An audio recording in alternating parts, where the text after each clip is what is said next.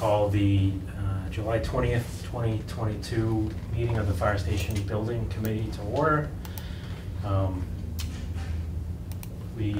don't have to take a roll call if Justin's not present. Justin Yanosik might call in virtually, but we do have a quorum. So we'll go to the first item, public comment. We do have a member of the public. I don't know if you have anything that you want to... We'd have to wait till the video. That is on the agenda, so we can jump to that one first. Is there anyone on the Zoom meeting, Todd? No hand raised. Jason. What's that? Oh, no hands raised, no. Okay. Anyone on the Zoom call that has a comment to make, please raise your hand. All right. Being told there's none. So we'll jump to discussion item that Donna is here for. Please discuss an offer to develop additional project videos. So Donna was nice enough to make a video of the existing conditions of the fire station. I had a chance to look at it. I thought it was really good. She did a nice job. So, sure. Make yourself comfortable. Why should I talk to you back? So Donna was nice enough to offer that if we thought any other videos were important to make, that she would assist in making them. I don't know off the top of my head if there's any that's needed, but I figured I'd open it up to the committee if anyone had ideas or if you have ideas. There are still citizens that have no idea about the project.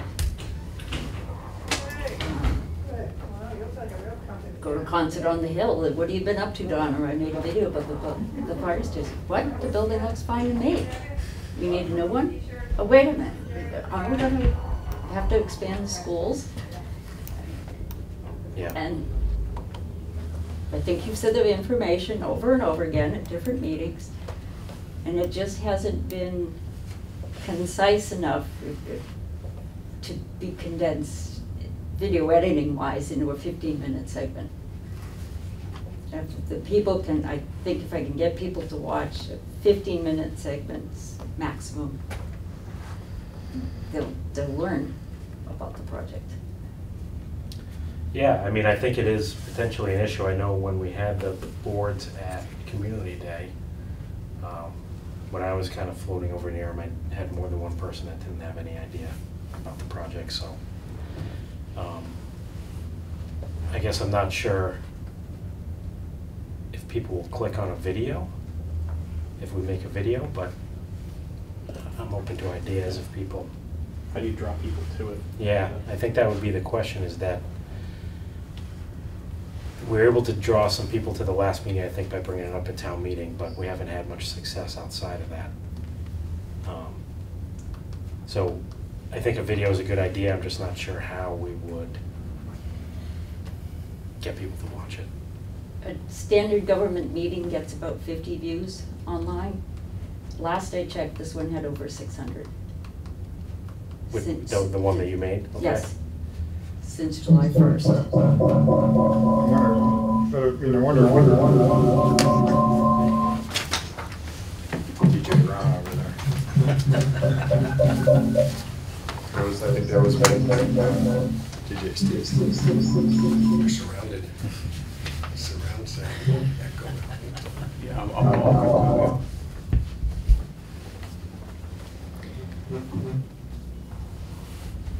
Who's Todd? No, it's not much of the meeting though. I mean, at 50 or 600, you're still at You put the volume down on that. 1% of the population, which is a common problem of all of our committees. But the idea of a video, I think some of the committees have found success having stuff online on the town site, having the links there available, and then sometimes that link gets out into like Facebook groups in town and stuff, right? So the idea of a video, like an executive summary video of where we are, what we mean, maybe we just like record a session with the boards where we're talking to the boards, or maybe even we could edit the last public meeting we had down to a 15-minute video. But it's essentially an executive summary video that's like, this is where we are today, right? I mean, general, you wanna build around what's there, then tear down the existing thing. Yeah, but there's side stories to that, right? And I'm just thinking, I'm trying to think you know, the point of view of the average town folk who maybe doesn't want to spend an hour digging around the site, opening up sets of documents that are 100 pages long, or reading through meeting minutes. Or, I mean, I imagine the collection of stuff on the site is starting to get large, so now someone has to decide what to read and what not to read. It kind of makes some sense. Do I dare say put a link on the Facebook community page?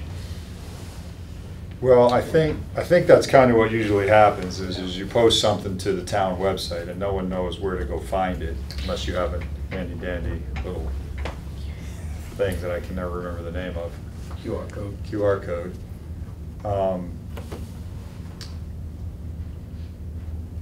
But being able to take that link and put it on like the Norfolk Community Page website, it starts to get it out there. So yeah, you know. Maybe turn commenting off. The commenting's the fun part. I mean, you know you're gonna get Oh, yeah. the negatives, but also Yeah. you may get some insightful things that we need to head off or better clarify when we do another public meeting, or we need to be prepared for when we talk about it at, say, town meeting or something. We can have answers to some of those, you know. I know it's rare, but the fire department's been the brunt of some complaints of, you know, the community page, you know, we misinformation, and then, you know, but it's good to have, it's good to be able to take that information, and then I can determine whether or not if it's something that's worthy of a response, or if it's just, and if it is, then, you know, I can address it piece by piece, or, you know, take it apart and try to address it, but it could be helpful for us. The only other part is you don't really have any control of what misinformation is spewed, right? Like, that's the part that's hard, is it could create a roadblock or a stumbling block that we don't want. So I guess that's something we'd have to agree as a committee, do you want, because that's the big stumbling block that I see with the community page is, if you allow comments, you know, you're gonna get probably 400 opinions that, of the wrong people, the people that haven't been involved in the process or bothered to follow or bothered to look at all of the information, all the work that's been done to try to vet what we're doing, and they're gonna throw their opinion in there, and there are gonna be people, unfortunately, that listen to it, as if it's the you know, the factual basis. So maybe we do put it up without comments, and maybe say something like, you know, if you would like to comment or you have questions, you know, put an email to the chair, or to, you know, link some, you know, I don't know, somewhere to go for information, or I don't know how to solve that little piece of it. Well, on another project we had, we gave a certain amount of time for the residents to submit comments. It was, you know, it was part of the FAQ link, but it was a public comment section, which I think it was 3 weeks. Send in your comments, your questions, and we collated them because a lot of them were somewhat the same, and then put out a response back on, you know, on the FAQ section to answer those.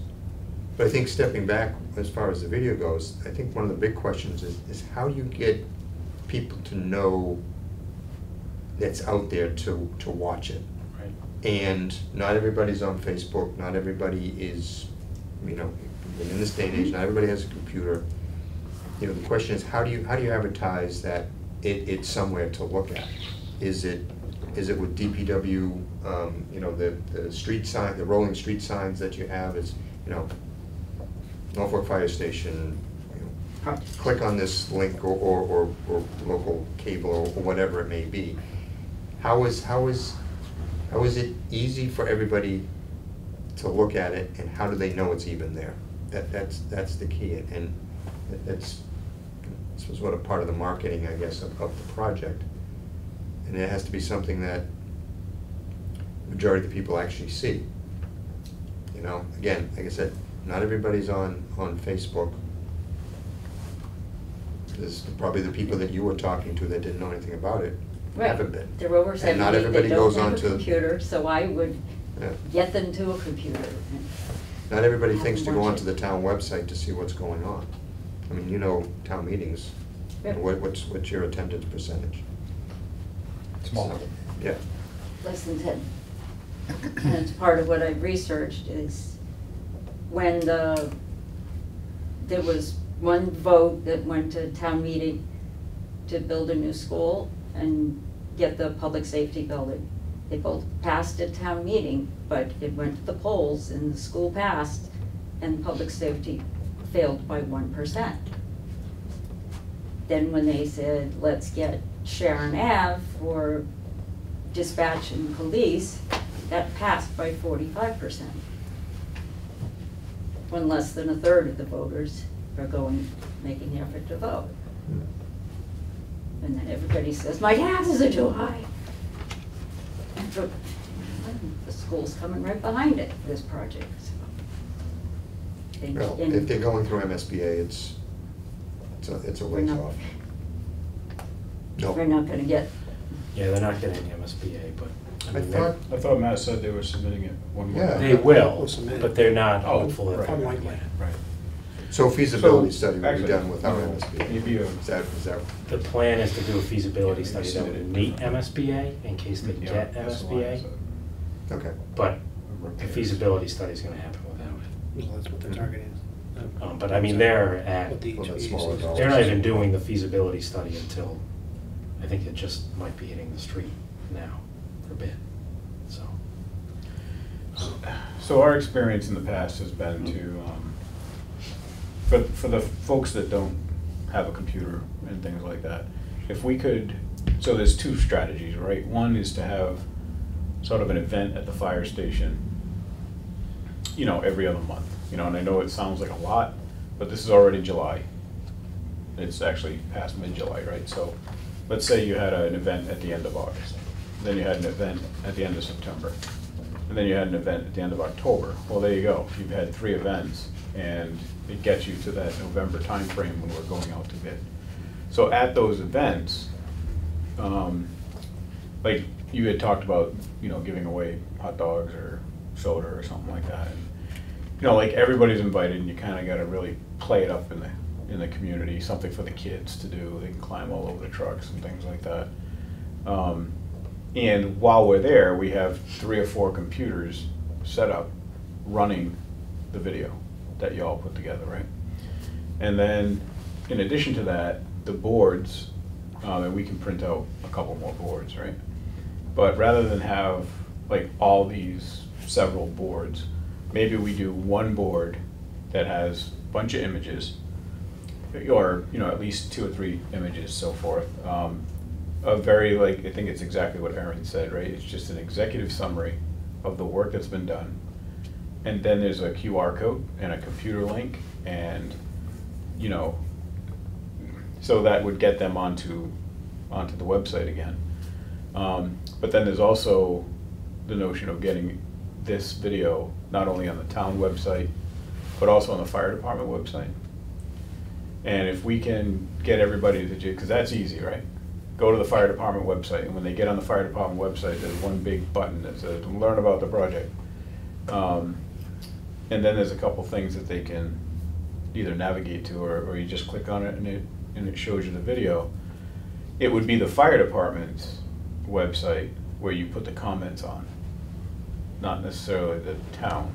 Or even if you had it on the town website, you have a link on the town website that takes you to the fire station website.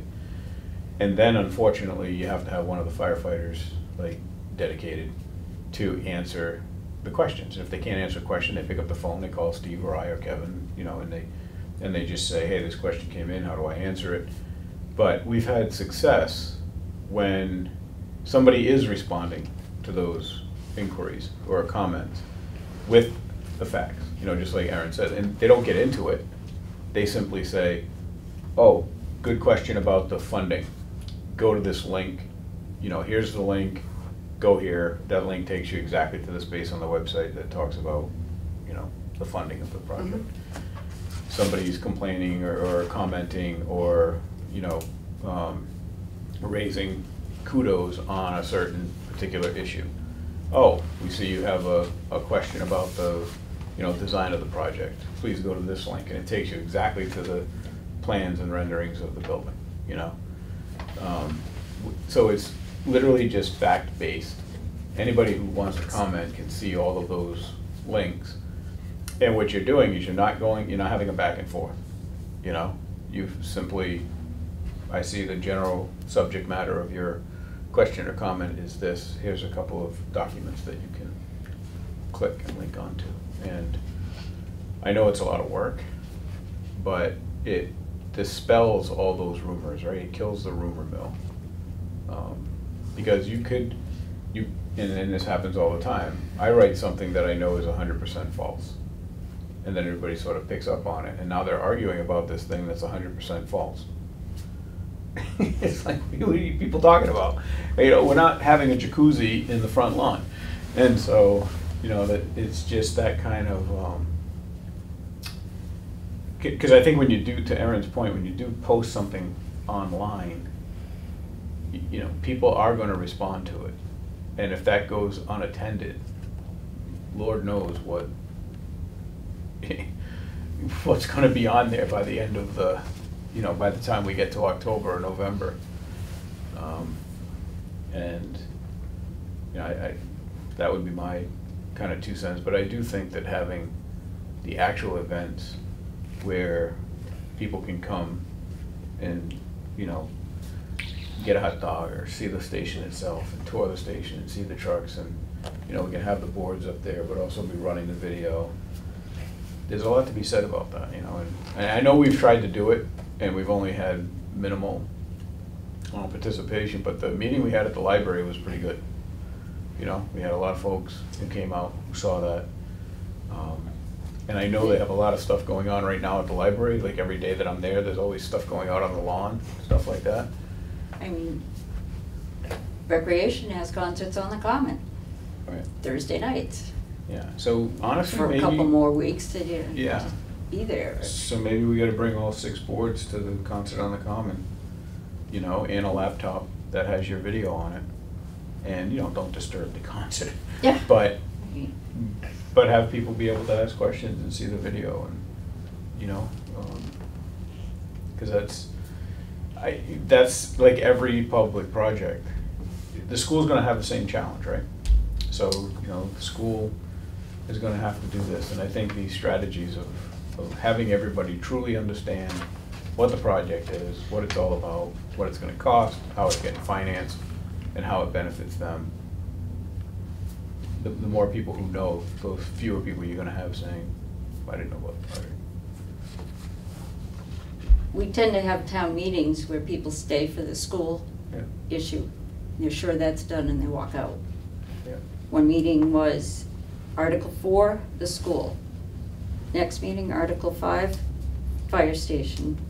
And 90 people walked out. They weren't there to vote in the second thing. So, Justin, can you hear us? My volume's not on, so He's muted. He's talking. he's muted. Do I put my speaker on? I think you're muted, and he's muted. All right, Justin, I think you're muted. I think you're muted too, Ron. Can you hear me now? You might have to unmute Justin. No, he's unmuted. He's unmuted. Can you hear us, Justin? All right, so we just can't hear Yeah, him. we can't hear him. I can do this. There we go.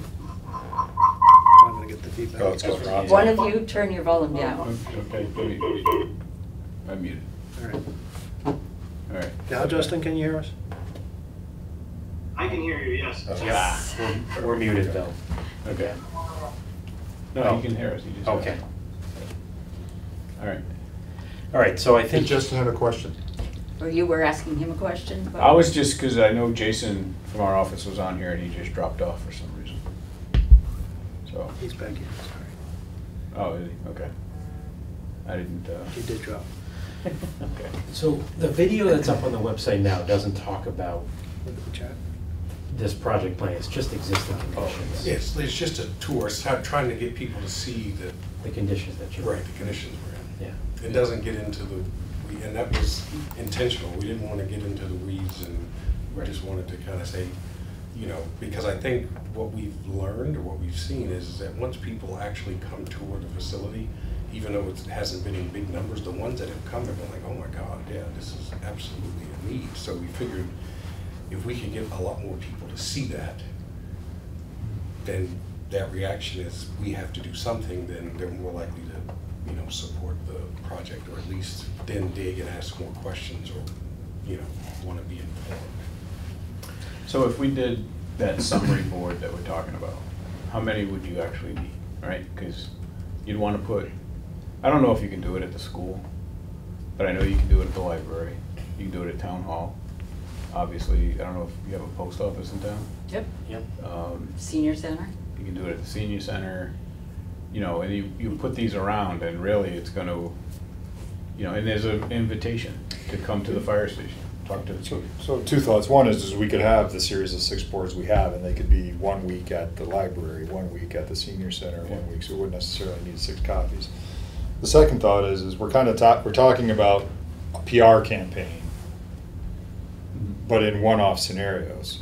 I mean, shouldn't we be planning backwards from the town meeting, like what our interface is with the public? I mean, we had a series of public meetings planned, right? Have we completed all of those? Mhm. Well, so far, but we could do more. Like that's what we're saying is we've done some community meetings. We need to do more. I think we need to do more, right? Yeah, I agree. Mm-hmm. So, okay, so we started this conversation talking about maybe doing a executive summary video, which I think is a good idea. I don't know if that's you and me, Ron, talking about the project or having some slides that we can go through. But I think that would be good to set up maybe in the next few weeks if we can. Okay. I don't, maybe we set it up for a time that you're down here for a meeting. Yeah, we can do it on a Wednesday. Yep. And so you've done the sort of the existing condition video with the chief. Is it Kevin and I doing this, or is it the chief again? Well, I think that begs the question. So, well, first of all, I think we should have a schedule of events. We should set up a schedule of events and what we think the right schedule of events is. I think maybe the traveling board circus might be a good idea. I think this video is a good idea. I think having some links at the beginning of the video or maybe some QR codes is a good idea. So I think we've got a lot of sort of a collection of good ideas. They need to be organized. And then there's the execution of the video itself. So who should be on the video? I don't know, that's a great question, but if I could think about the way we've done these presentations so far, it's been some combination of essentially the 3 of you, right? So maybe what we do is we could look at the video that we did for the last public meeting and see how it went down, right? I mean, I had a speaking part, I think Ron, you had a speaking part. I don't think the chief did, but I think you probably should in an executive summary video. So, I mean, again, you're talking about 15 minutes max, probably should try to keep it to 10. I mean, so you're talking about 3 minutes each, right? It's not a lot that's not a lot to say. So my guess is if we watch the video from our last public meeting, all of the data points are there. Some of them have just changed. Like instead of X for the budget, it's now Y, or instead of X square feet, it's now Y square feet, right? So my guess is if we,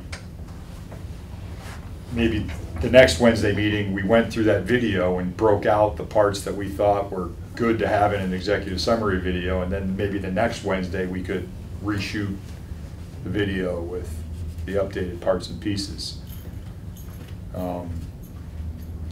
That's me thinking out loud there. I'd be willing to script out what I see as the highlights.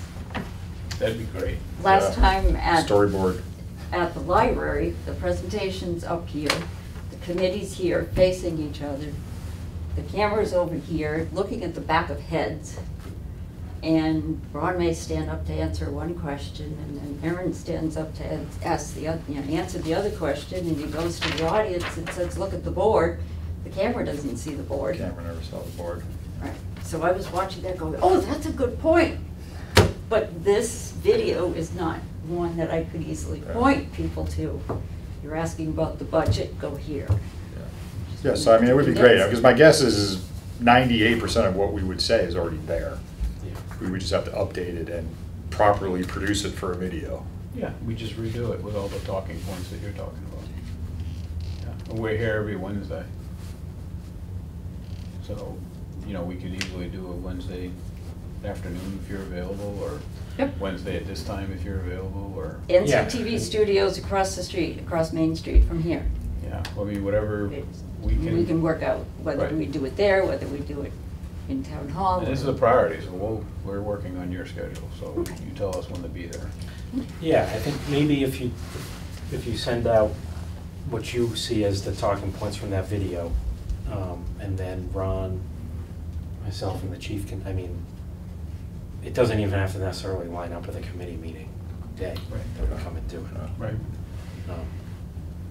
So, I think the idea too of the, maybe not traveling the boards, but I think if we had 6 just summary boards that were just one board that we could leave from now until we get to the vote at the library, here, the station, the post office, DPW, COA, like, that way people are seeing it and you have a QR code on it, like you said, and just a summary, just something to grab their eye and maybe say, I want to go take a look at that. Let me flash this. Could be good. Like, we don't need to have 6 or 7 boards at each site, but just one board that's a summary board, and maybe some of the finer points, the QR code, just a real quick summary board could be. The committee email for comments. Yeah. yeah. And actually, in that board could also have the voting day and time. Yeah. Yeah, Because I think that's always, we've had public projects before where, they pass or fail either way. I've gotten feedback from community members who are very much engaged in the whole project, and then I learned they didn't vote because they forgot, that it was that Tuesday. And so it's just kind of like, really? We don't know that day yet, but we know it's gonna be in January, so. Yeah. Initially, just put January Yeah. 2023. We could combine ideas, like I think that board's a great idea, but you want to keep that board simple. Like it Right. might just be the rendering with the QR code in the email. Yeah.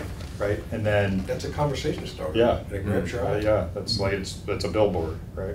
Yeah. And then maybe we do the 6 boards that we have with more detail on the traveling circus idea, like, right, like Yeah.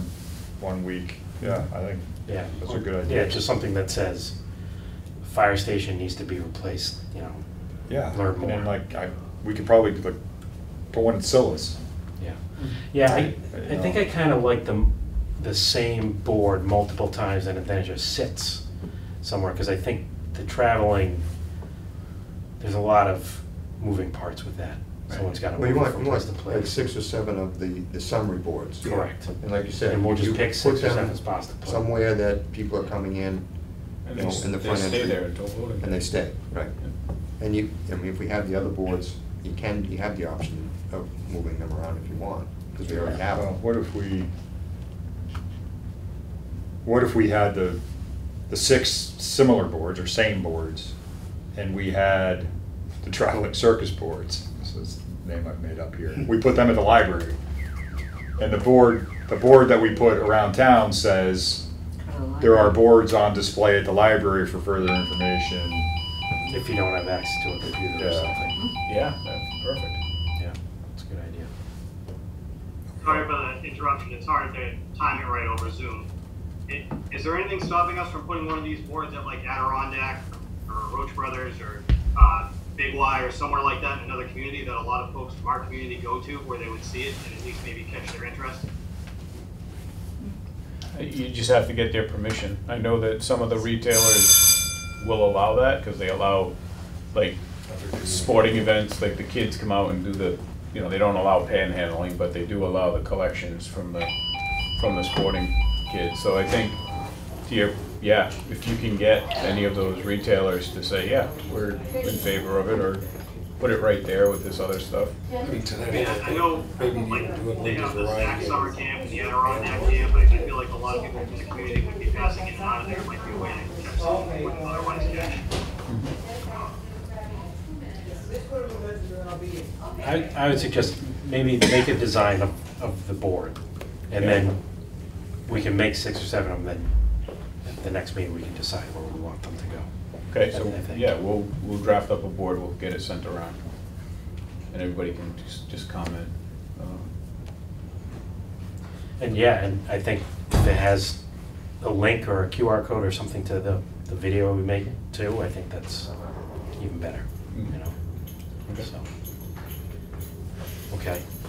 And I think we should just have one at any community event, like not having them at the color run probably was a big miss. I know there's a lot of stuff that happens by the library on the green or the common there pretty frequently throughout the summer, so maybe just have one that's set up each time that's occupied might be a good idea.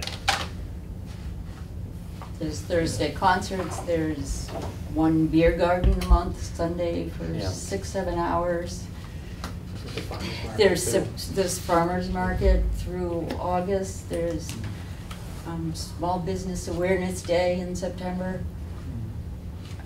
Haunted train ride, I think.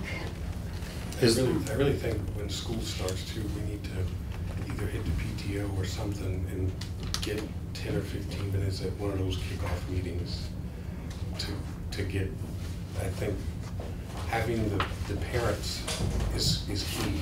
I think having the parents from the elementary school, the kids here in town I think that could make or break, you know, or really be advantageous to us in terms of getting voter turnout or awareness or people interested, you know. I mean, there's football and cheerleading starting up. Those games will be a good opportunity as well. Who doesn't like football? Come on. That's the sport with the pigskin thing? Whoa,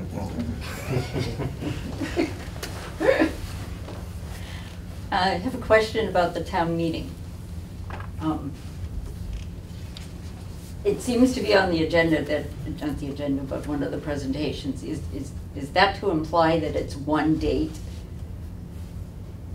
That there's a vote on one date and you think you'll know in January? Because as far as I understand it, it needs to go, we need a special town meeting, pass that, and then X number of days later, we go to the polls. And it needs to pass that, As a ballot vote. right? Yeah. That's a great town administrator question. Well, I tried to well, ask the town clerk. Yeah, And I think you're right. I my think question wasn't we first clear. have to have a town meeting, have it passed there, and then it'll get put on a ballot. Right, that's what I have samples of what happened before. And I was sitting with her, and it was, I'll say November 10th, and she said, well, they must have needed 60 days to make up the ballot, the local ballot. And it turned out it was December, beginning of December. There happened to be a state special election that they had the people come in for 2 purposes, and you take which ballot you want. You want the state thing, you take it. If you want the local thing, you take it. We have more people vote in the local. Yeah. But if this isn't Well, going. we should know this, and it should be part of our schedule. If you're not, normally we have town meetings in May and November.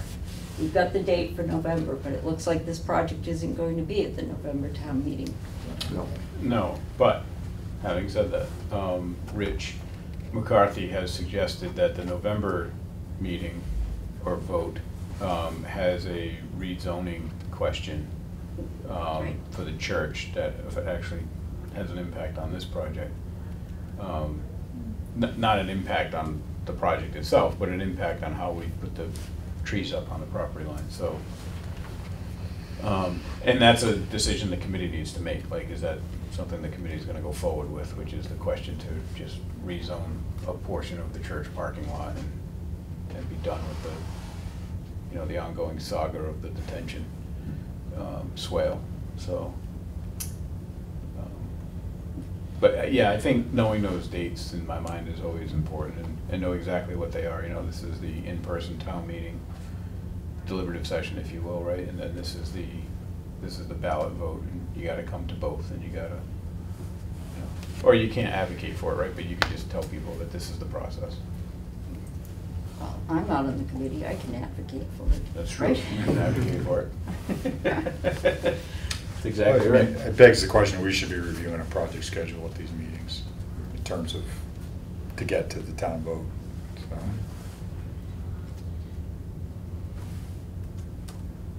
Thank you. Thank you. So when does the new town administrator start? Started yesterday. Oh, cool, all right, so. Interim town administrator. Oh, So Jeff Knight. Yeah, he couldn't be here tonight because he had a prior engagement, or else he'd have been here. I talked to him earlier Okay. today. all right. I was just thinking we could get with him and just bang out a schedule, because I think, and not only the voting schedule, but also what Erin's talking about is, you know, if these are the dates for the voting, then let's back that up and talk about where the community meeting's gonna take place, what's the best day to do that, what are the events, because I think what you mentioned about events, like if there's already events scheduled in town, then we should just show up to those events, you know, not make people come out for yet another event. You know, there's plenty of opportunities for us to, I won't call it crash the wedding, but I'll call it crash the event. Event crashers, you know, even tagline the whole thing. So, Yeah, I think the town concerts is a good idea, and I think the beer garden's a good idea. Now, that's on a Sunday. yeah. I mean, I don't know if, maybe, because you have all the boards, right? Yeah. I mean, maybe someone from the department can just set up the boards. Here, they could definitely, we got people here 24/7, so it's just. We need easels, is the only thing that we don't have that we need. Well, maybe that We'll becomes get a you project expense, that Yeah, just go out and it's a buy some purchase, easels. FF&E. Yeah. Do we need to approve that? Let's just do that now. Yeah, I mean, I think it's, You're gonna need them multiple times. yeah, so what's the mechanism to buy that? We just have to take a vote? Do we approve you guys to go buy them, or is that not? I mean, it could be a town The PO town could do it. also, but, I mean, we could. Well, but it would have to be a project expense, right? Right. Which means the town wouldn't buy it. Well, we have had some project expenses, so the town has paid for the excavator to come out and taken the money from the project. The town has paid for some printing at Franklin, the printer in Franklin, I forget their name, Allegro. Allegra. So this project has paid from the 3.3 million, some miscellaneous costs already. Yeah, I think we just, It's just a town administrator, you know, I think gets a PO or something like that, or.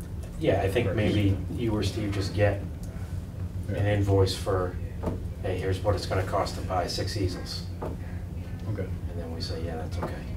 I'm just assuming that the town deals with somebody like WB Mason Yes, I was gonna on say. a regular they basis. definitely- So you wanna go to your vendor. I can have Marie do it and just get the account number from Todd, or just send it, bill to Todd, and he can handle Okay. where it gets paid from.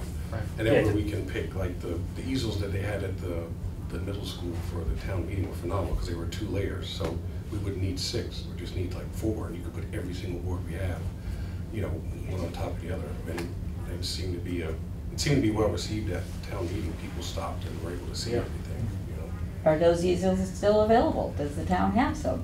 Those belong to the school. Then they belong to KP, so they're not the towns. I wish they would have been one of the town schools. It would be just simple just to talk to Matt and be a done deal, but. I mean, just find out much 4 easels cost. Yeah. Can't be that. Yeah. Yeah, but we're also gonna we're gonna want them essentially from the day we set them up to the vote, so. Right, so Yeah, we're gonna have at least yeah. 4 months out of them. Well, that also begs the question, the summary boards that we're gonna have at multiple buildings, are they gonna be mounted to a bulletin board, or are those also gonna be on an easel? Because they're gonna be, what size are those, 3 by 3.5, 4, something like that? I think most of the places we're looking at, we're gonna have to have something like an ANS or I know here, you know, you got the different community boards. You can, you know, we have the community board in the lobby at the station. I think there's community boards at COA, but Yeah. you know, we probably will need, you know, probably get a less robust or just a single easel, a single tier instead of a double. You know. Well, maybe it's not a poster, maybe it's not a board size, maybe it's a poster size, something smaller that's not on a board, and you can just put it on the, Pin it or put it on the wall. on a bulletin board, or on a wall, yeah. Not have it, and then it's, I mean, we're putting them up as being sort of a permanent thing up until January. Find a spot for it, and I think the idea of getting a rendering of what it's gonna be, and then maybe we can have various sizes that could be pinned up, or, you know, I could go to like Linda's Variety Silos, I could go to these places and say, what are you capable or willing to, are you willing to, number one, can we have your permission, and in what size, you know, and then if we have the rendering, then it can be either blown up or shrunk down, or whatever we need to do to fit it in. if you have the file, I mean, you can print out letter size and legal size, if it's something Yeah. like a small store that has a, you know, one of those boards for community stuff, as opposed to, you know, going to a print shop. Yeah, we can Almost get like it's a a nice handout. color printer from here, you know, whatever. Well, Allegro has been doing the printing of the boards already, and if they actually have good waterproof paper and ink, Yeah, that's true. then they don't get wet, or they, you know, if you get caught in the rain, they don't get destroyed. So typically on the boards like that, where we're gonna buy one and put it up, or bring them around, we usually ask the printer to do a, you know, it's a different kind of foam core. It's the, you know, it's more of a plastic face on the foam, and then the sheets that they use are actually waterproof, the ink and the paper. A little bit more expensive, but they're built to last, or they're made to last. Yeah, we're talking about 4 months. 4 months, yeah. Yeah. Well, I mean, based on what we talked about, you're gonna need 6, including the fire department too. Then I would say 5. it can easily grow, because I think. 5 minimum, town hall, library, post office, Businesses that get a lot of traffic. PD and COA. Well, I mean, I think we should figure out who's willing to take them, maybe we need to make some phone calls as a committee. Call Silas, somebody talk to the library, somebody talk to the senior center, somebody talk to Ann's Market. I think the municipal buildings are a done deal. Sorry to jump in, but also there's that local newspaper that they mail out. I forget the name of it, so I guess I'm a bad resident. But it may be a good idea to see if they'll publish an article with some renderings and stuff in there. That would capture people as well.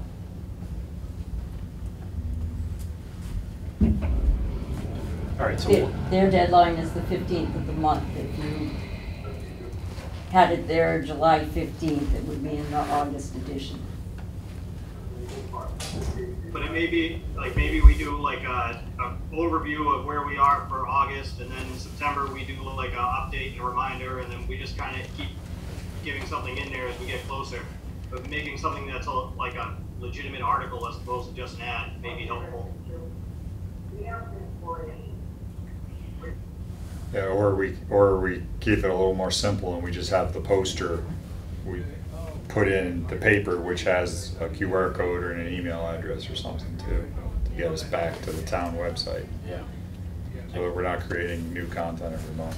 I think the ad's a good idea. So do we want to try and come up with 5 or 6 places now and split up who's going to call who? I mean, it sounds like we've got I think it's- a decent idea of where we want to go, right? Do we need to, we need to do the senior center because we already did a meeting there. Yeah, I think as much traffic as they have in and out of there, that's a, I think, But that and. For a summary board. Or, for the summary board, yeah, I think, you know, off, right away, we have the police station, the fire station, town hall, library. Post office. Do enough people go through the police station? Yeah, You know, there's business in that lobby more than you would think. People want licenses or reports or whatever else, so there's bodies coming in and out of there, you know. but is there a place that gets more traffic? I mean, if we were just doing like a dream list, right? I mean, I've got Silla's Senior Center, Transfer Station, Library, Police Station, Fire Station, Ands. That's 7. Yeah. And NCTV, people waiting for the train, you know, they get off the train and they're waiting for the ride, The train station. The train station, yeah. if the T will let you keep it up there. Oh. Is that Dunkin' Donuts too? The train station and the Dunkin' would be good, especially if we could Yeah, the Dunkin's probably find has the something most to keep there traffic. for a little while. Yeah.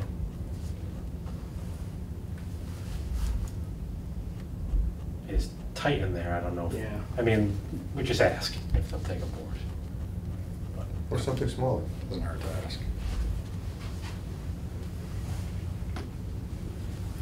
All right, so what list do you have there, Aaron? Silla's Senior Center, Transfer Station, Library, Police Station, Fire Station, Ands, and Duncan. I would just do 10 boards. Something else is gonna come up. Yeah. Yeah, Like, like Walgreens. I mean, to CCTV, maybe we could ask Norfolk Pizza, Yeah. or whatever the right retail establishment is between the two buildings that we have in town. Right. I like that. I think 10 boards, and then we strategically decide where we put the 10, because we already got 7 accounted for. Just like you said, there's gonna be, you know, whether it's Norfolk Town Pizza or Linda's Variety or the Cleaners or Walgreens or, you know. The there's- prison, do they allowed to vote? I wish.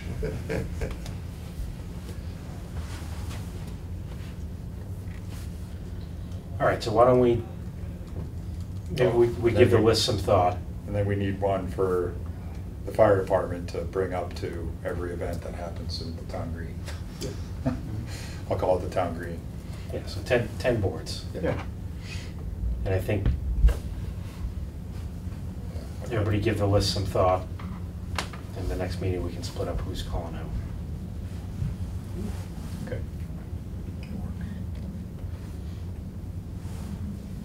So we'll start putting a summary board together, the simple one that we're talking about. We'll get that out either end of this week, beginning of next week, just as a draft, so everybody can take a peek at it. I'm gonna keep it extremely simple, and just have some pertinent information on it, and that's it. And then I'll get with the association, my union is, you know,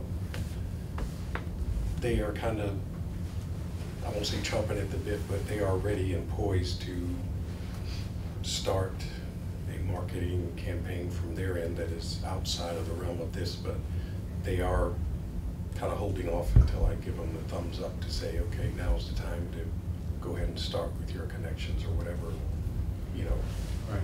whatever that looks like. I think maybe it's a little early for them to get going right now, but maybe around September, school, you know, late August, September might be the time to kind of allow that ball to start rolling. So some towns have on July 4th, Memorial Day, July 4th, and Labor Day, the fire department does a toll bridge, meaning they stand on some prominent street in town and they usually collect donations in the booths for stuff.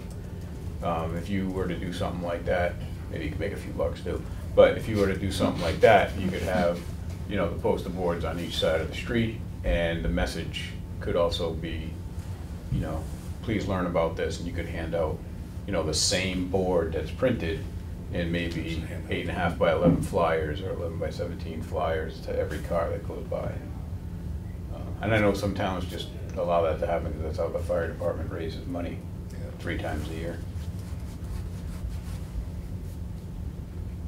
We could do something like, I definitely want to coordinate something with our open house in October, something we haven't been able to do because of COVID the past couple of years. And it's usually a pretty big community gathering. The free pizza helps. Huh? I think the free pizza and the Oh, apples. yeah, absolutely.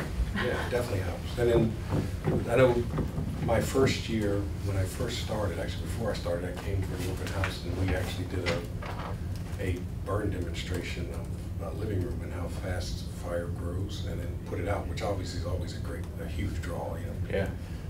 Yeah. So we can, set something like that up again too. So when is that open house? We usually do it around Fire Prevention Week, or either the beginning or the end of Fire Prevention Week. So I'll have to nail down that date and I can. Yeah, we should definitely have a presentation for that set up. Chief, it may be easier to do like a vehicle extrication demo around that time. Might maybe less logistically involved. Yeah.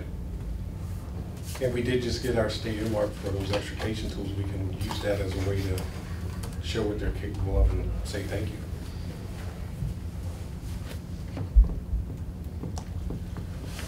Okay. A slight change of subject. What about our various town boards and committees? Do we need to be getting in front of them to be making formal presentations? I mean, I guess we kind of got the select board and planning board covered, right? Yep. Yeah, zoning board, we've presented. It is right now. What about the advisory board? Don't we have, I guess he doesn't call in anymore after town meeting, but we had someone from the advisory board that was assigned to us. I can reach I back should out to check him. in with that person, Yeah. ask them when they're ready to talk to us. Maybe we need to do a follow-up with the design review board too. Board of Health? Good question. And so like, what would we be presenting to the advisory board? Do they meet outside of town meeting? They do, but they times? commonly don't meet until you get closer to, they don't have a scheduled meeting until you get closer to town meeting. Right. But what I've learned with the advisory board is the advisory board comments on all of the articles in the town meeting. So we would want to make sure that the advisory board is educated on whatever article we have, because they're gonna write an opinion on it before we go, so. It's common that if advisory supports it, it's Yeah. probably going to get supported or passed, Right. Everybody just reads that. Yeah. And they commonly have good questions. So the sooner you learn what their main concerns are, the more time you have to address them in an appropriate fashion. So we might be able to get them to meet with us sooner rather than later on a one-off for this project. I don't know how kept up to speed they are between the planning board and the select board. They're probably not, so. Well, we just presented with the select board and the planning board. I meant the advisory board, sorry. Oh, okay. And we've been to with the department heads a couple times, so that's been covered. Okay. So it sounds like the only real board that's missing is the advisory board, perhaps the Board of Health. And historic really isn't involved, but No. And I think sometimes the Board of Health, the staff for the Board of Health and some of the zoning are shared individuals. Yeah, they're aware of the project because they need to sign off on the Right. planning board permit, Yeah. and they were contacted when it comes to the subject. So they know about it, and they're also part of the all department meeting. Yeah. So it's really just the advisory board. All right, so,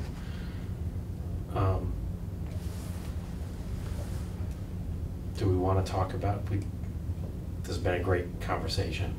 It's kind of gone in a lot of directions. Do we want to talk about a possible next event.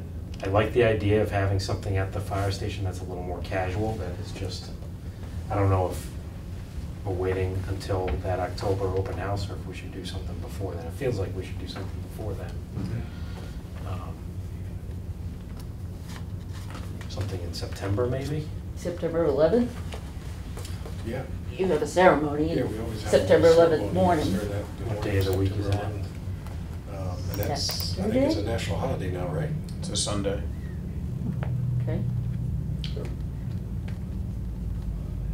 But yeah, I It's think not- something at the end of August, something in September, something in October, you know, Well, if we do that in the beginning of September and then we have the open house in October, I mean, that kind of covers a couple months. Yeah, we just have to have something between, like we have September and October covered, or actually September, October covered that way. You know, Do you have It's something in probably- August? That's the question. do we have something in August? No one's gonna be there anyway. That's what I was just gonna say is, So we might be vacation. better off waiting until September when I think you're talking September, October, November, School's back in early session. November, perhaps early December. I mean, I think if you do that, we're rolling into the, Okay. get closer to the vote. That's probably best. Okay.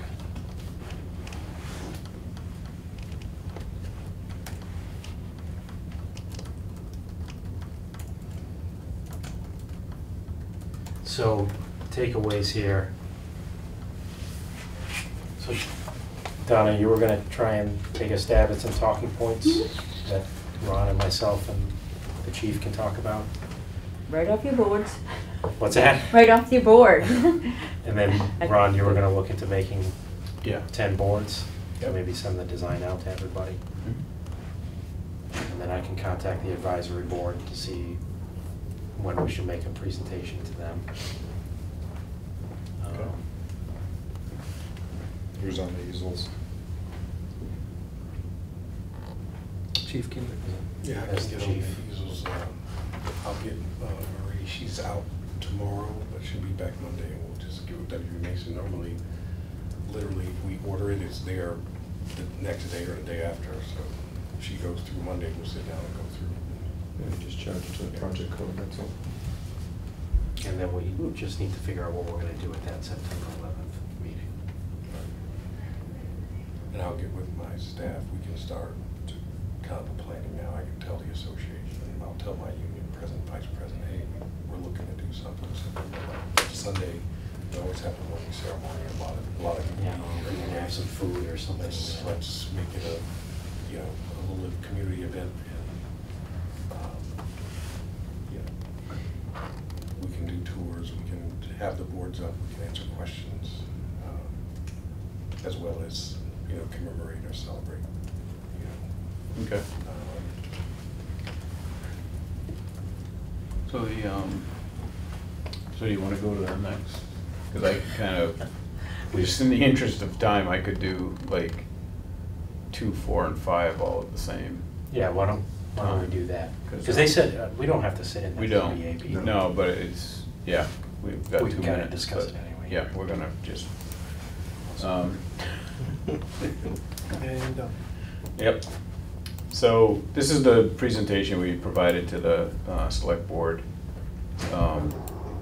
And, one thing that came up at the planning board meeting, and then has been followed up by Rich, is kind of the idea that, so we have a beta, right? So I'm gonna jump around between those 3 activities and we'll cover it all. So beta provided some comments on the site design, as well as the site permit documents. A lot of them are very simple and, from comments like it's on page 8 to comments such as it really doesn't apply to what we're doing. But then there are some comments that were brought up that we're addressing. And one of the things that Rich brought up recently was these biodetention areas, even though it was suggested that we actually take that approach for cost reasons, as well as for the MS4 requirements in town, and treating water on site and then letting it settle into the site as opposed to sort of slowing it down and sending it off. into the drainage system. Apparently, we need to be 100 feet away from the front yard setback, and we need to be 25 feet away from the side yard setbacks. So Rich suggested we ask for a waiver on that, which the planning board is able to provide. So we're gonna do that. The other comment was, why are they so big? And the answer to that is because we wanna reduce the cost, right? We wanna do this way instead of doing the underground structures. There's less maintenance in this. I mean, there's maintenance in both, but the maintenance in the bioswales is you cut the grass 3 times a year, and it's dormant in the wintertime.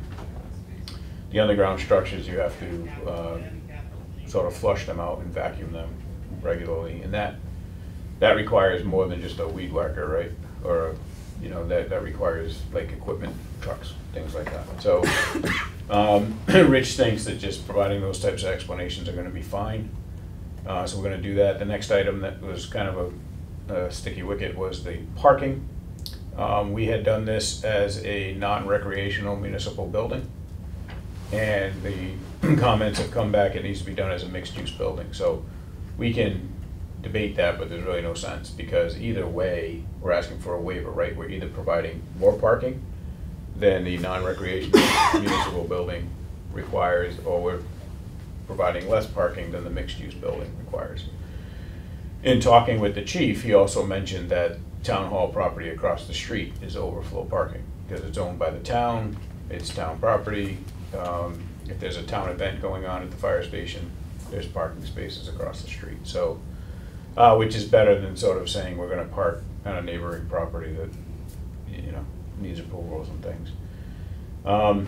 So other than that, you know, I think that the chief has told us that 30 spaces or 31 spaces, whatever, because I think that was determined by looking at the staff and looking at the use of the building. This parking space right here, we're trying to avoid a retaining wall. We've been asked to check on that, and so we may just get rid of that one space. The actual comment was make sure we get all of the turning radiuses on a plan. So we gotta put it on a plan. The next thing that came up, which, and this is the last thing in terms of planning, they want us to redo the site survey and add in the house next door, not only the footprint of the house, but the height of the house, and then the 2 structures across the street. And so that's gonna, you know, we're getting a quote right now from our site surveyor to put that information on the plan. This was asked for by who or what? By Beta, the independent reviewer, or the peer reviewer, and it was asked by the planning board. So there is in the bylaw, or not in the bylaw, but in the regulations for site plan review, there's something that says that any structure that's within 100 feet of a property line. So they're both pretty close to being not 100 feet, but at the same time, you know, we didn't go out and actually measure how far the foundation is from the property line. But having said that, Rich has said that the planning board has requested it, so why not just do it? And so we're gonna find out if we can do this a couple of different ways. One way is to use the GIS information that the state has, because we're not looking for contours or anything, we're just looking for distance and height. And then we can just go out there and figure out how tall the 3 structures are. So we can get that quoted up and let you know if what that's gonna cost. But would there be a cost, if we just did GIS, is there a cost to that? I mean, that's Yeah, just they have to putting- redo their plan. Okay. So I think it might end up being another scale to fit on the group, to fit. Anyway. They wanna see it stamped. Yeah.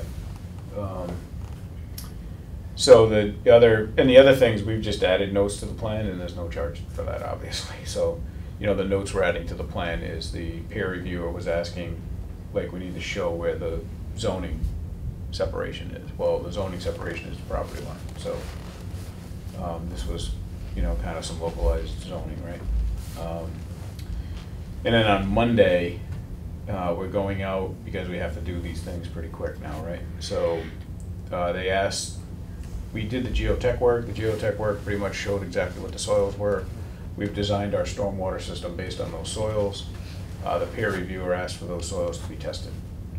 So on Monday, the 25th, our engineer's gonna go down, the town has arranged for a backhoe contractor to be out there. And we're gonna dig 3 test pits, and we're gonna test the soils to just confirm that the drainage works. Were there any test pits done before this? No. Okay. Oh, well, there were geotech test The pits and geotech, boring. yeah. For borings, not test pits though. No, they dug, There's a couple of test pits. Yeah. Yeah, did. we had What- Kadish is doing it again. Yeah, Kadish so they came out down last and they time. actually like verified the distance to the ledge and things like that. what kind of testing are we talking about? Soils. Percolation Percolation. testing. Yeah, Yeah. like in the field per Yeah. tests, not lab gradations, because those should have pretty done, I think. No, I think they wanted classification. Yeah, good question. I think it is a Like from lab. a- I think from we a- are taking samples away and testing. Was that not done during the borings? Not for the stormwater. Okay, not in the vicinity of stormwater. No, so they want it, right, so they want it, we're gonna have to dig one here and here. In fact, the civil engineer is supposed to send that over so that the town can call dig safe, or the excavator can call dig safe. So, Is that gonna be cleared for dig safe on Monday if we call it in tomorrow? I think they might have already called it today, Okay. so. Because they're talking directly, so the civil engineer is talking to Phil from Beta, who I understand is talking to the town regularly, so. We've But been if in they- touch with Barry as far as yeah. coordinating the on-site stuff. Right, so if it's not, I mean frankly, if it's not dig safe, then we're gonna have to pick another day. So we will find that out. Tomorrow I can send an email out to everybody again. Because I always thought you had to do test pits to design your drainage system. Was there? No, you wanna know what kind of soils you have there. So in this particular case, when the borings were done, they just looked at the borings and, they know the type of soil that's there. And it's infiltration, so what you typically have in well, you know this better than anybody, right? So poor soils would be something like a clay material or a silt material or something that is just not gonna allow it to drain down to the water table. And so when we didn't find any of that on the geotech borings, the concern's sort of gone, so. How far away was the closest exploration to where the drainage is? Somewhere in this location. So, like 30 feet? And they think they need, okay. I think it's a little overkill, but. It's, right, so, I think, again, there's always this balance of how much money is the town gonna spend to do all these investigations when, the professionals, such as the civil engineer in this case, or the geotech engineer, are doing the borings and making their best professional judgment, right? And so, just like a geotech situation, we went out there and we drilled borings where we believed the building would be, and we wanted to make sure these things would all work. There have been projects where an owner says, put a 25 by 25 foot grid on the whole site and drill, because we want to know exactly the profile of the ledge. Well, there's a lot of money involved in that, right? And then they find out later on that they've spent as much money testing as they did to remove the ledge. So, it's just those types of things where when you have a peer reviewer who's making recommendations, we reached out to the town on this particular issue, and the town said, do the test pits. So, and then as far as zoning goes, they are next door giving us a special permit to reduce the side yard setback from 50 feet to 30 feet. And Rich is in there taking care of that right now. They're literally just signing the document. The variance that we submitted for has been tabled. Till December. They've sort of tabled that till December. And the thinking now is that you all as a committee should discuss at some point putting it on the ballot in November to rezone just a small portion of the parking lot at the church. And it doesn't really have any impact on the church. So, according to Rich. So, and I think the chief or the new town administrator or somebody like that should reach out to the church and just, talk to them and get their feel on it. But I think Rich was saying that. I thought Rich did that, or somebody did Well, that. I'm always one of those people, you measure twice, cut once. So my recommendation would be somebody, you know, from your group should get it, like hear it yourself. Type of thing. Is it the planning board making the recommendation?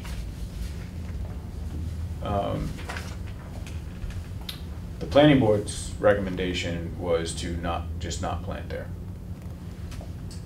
Who's making the recommendation to rezone the church? Rich, because, so the The relationship. planning board is. The relationship that's taking place right now is that Bob, the building inspector, enforces this. So in our conversations with him, he wants the green belt planted, period. But I'm just saying, the building committee doesn't have anything to do with it. The planning board is putting out an article to rezone the church property. I think so, right? Because Yeah. Rich wrote it up. I haven't watched the video, but Yeah. apparently they discussed it last night. Okay, so, but my point is just not that you write the article, but that someone from this group talks to the church, so you can hear that they're either in favor or not in favor of this. Because if you spend the time to go out and put this on the ballot and the church is against it, it's probably not Wouldn't gonna the pass. planning board be doing I that? think Aaron's point is that the wheels may already be in motion for Okay, this. all right, so that works. Okay. I mean, I suppose we should follow up with the planning board to figure out what they're doing.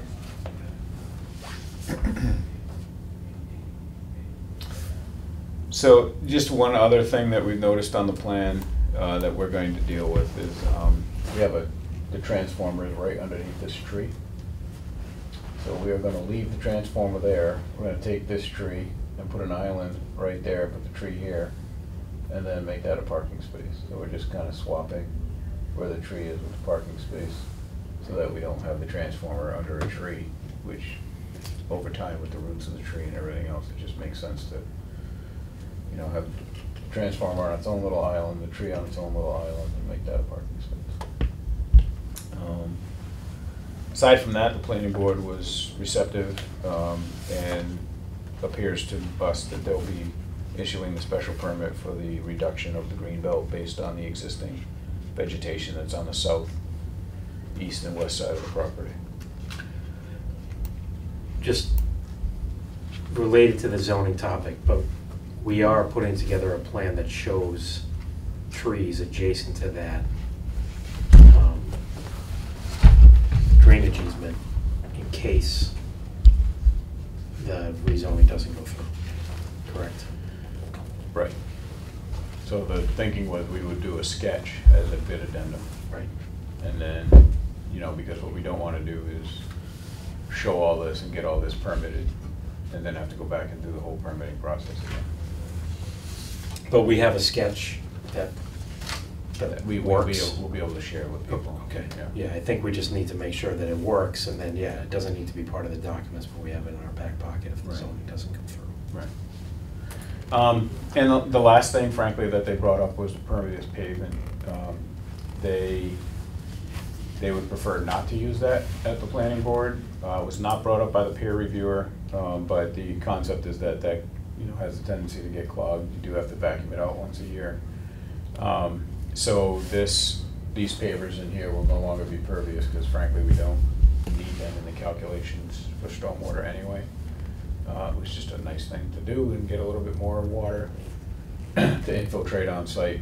And so when the planning board suggested that we don't do that, the landscape architect is working with us and the civil engineer. They just say, all right, well, we'll keep the pavers because they look nice and it's a nice monument space in the front of the building, but they don't need to be pervious. You can just set it all on concrete and have it be done. I could ask a question about that, Ron. I mean, we're working to be a fairly green site. Correct. I would think that to the extent that we could have impervious pavement versus, or the opposite, Yeah. would be a good thing in terms of the goals of the project. In an environment where we are not required to have this to meet the flows across the site in the project, why wouldn't we just keep it? I mean, it's there to support the goals of the project, not necessarily a requirement of the town. Right.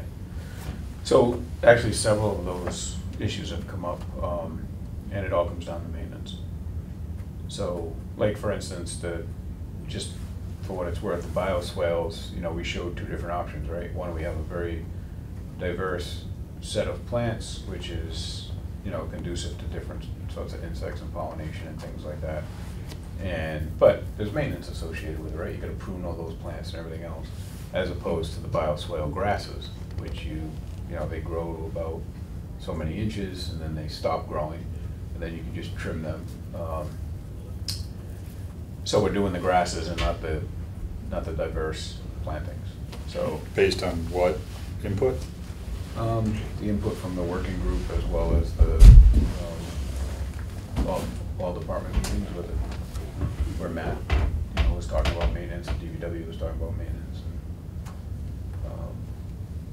And it's the same, you know, quite frankly, the same thing, like make the bioretention areas smaller and use more underground structures.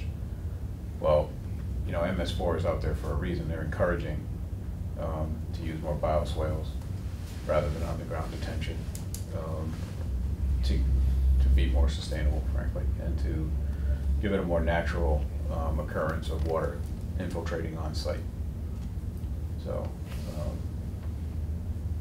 again, we could, Right, but we so, could do it either way. But in a world where our runoff doesn't need this condition, if these pavers were to become clogged and it ran off, it wouldn't, Nobody would care. no one would care. Right. Right, so if the maintenance didn't happen over time, it'd be okay. Nobody would care. Right, so again, Right. So there's then- no downside to including Right. the proposed pavers as planned. Right. Except for the conversation about cost. So the pervious pavers are actually a lot more expensive than just a fixed paver. So we could get they look exactly the same. The media underneath, the way that it's built underneath, is just more expensive. So the question was so that's exactly what we said. Okay, well, we'll design it so that if the water doesn't infiltrate, it rolls off, and then it infiltrates. And the question was, yeah, but isn't that a lot more expensive? The answer is yes. So why do that? But again, we're building a 50-year building in the center of town for a civic, important civic event, or a civic department, right? So what's a lot more expensive? Oh, we can find out, but I think to your point, why don't we do that? Why don't we just tell you, we'll send something out that basically says, based on this comment, we can either do option A or B, and this is the cost difference, and then you all as the committee make the decision, right? Yeah, I think that would be good to know. I also think it would be good to know the cost difference between grasses and a more diverse Habitat. bioenvironment Yeah. there too, because my guess is the maintenance between the two, the maintenance difference between the two isn't that great either. So, I think the diverse one, we saw what kind of renderings, the diverse one has better, I think, curb appeal and potential that all seasons it'll be somewhat good, appealing to the eye. Yeah. The grasses, though, still,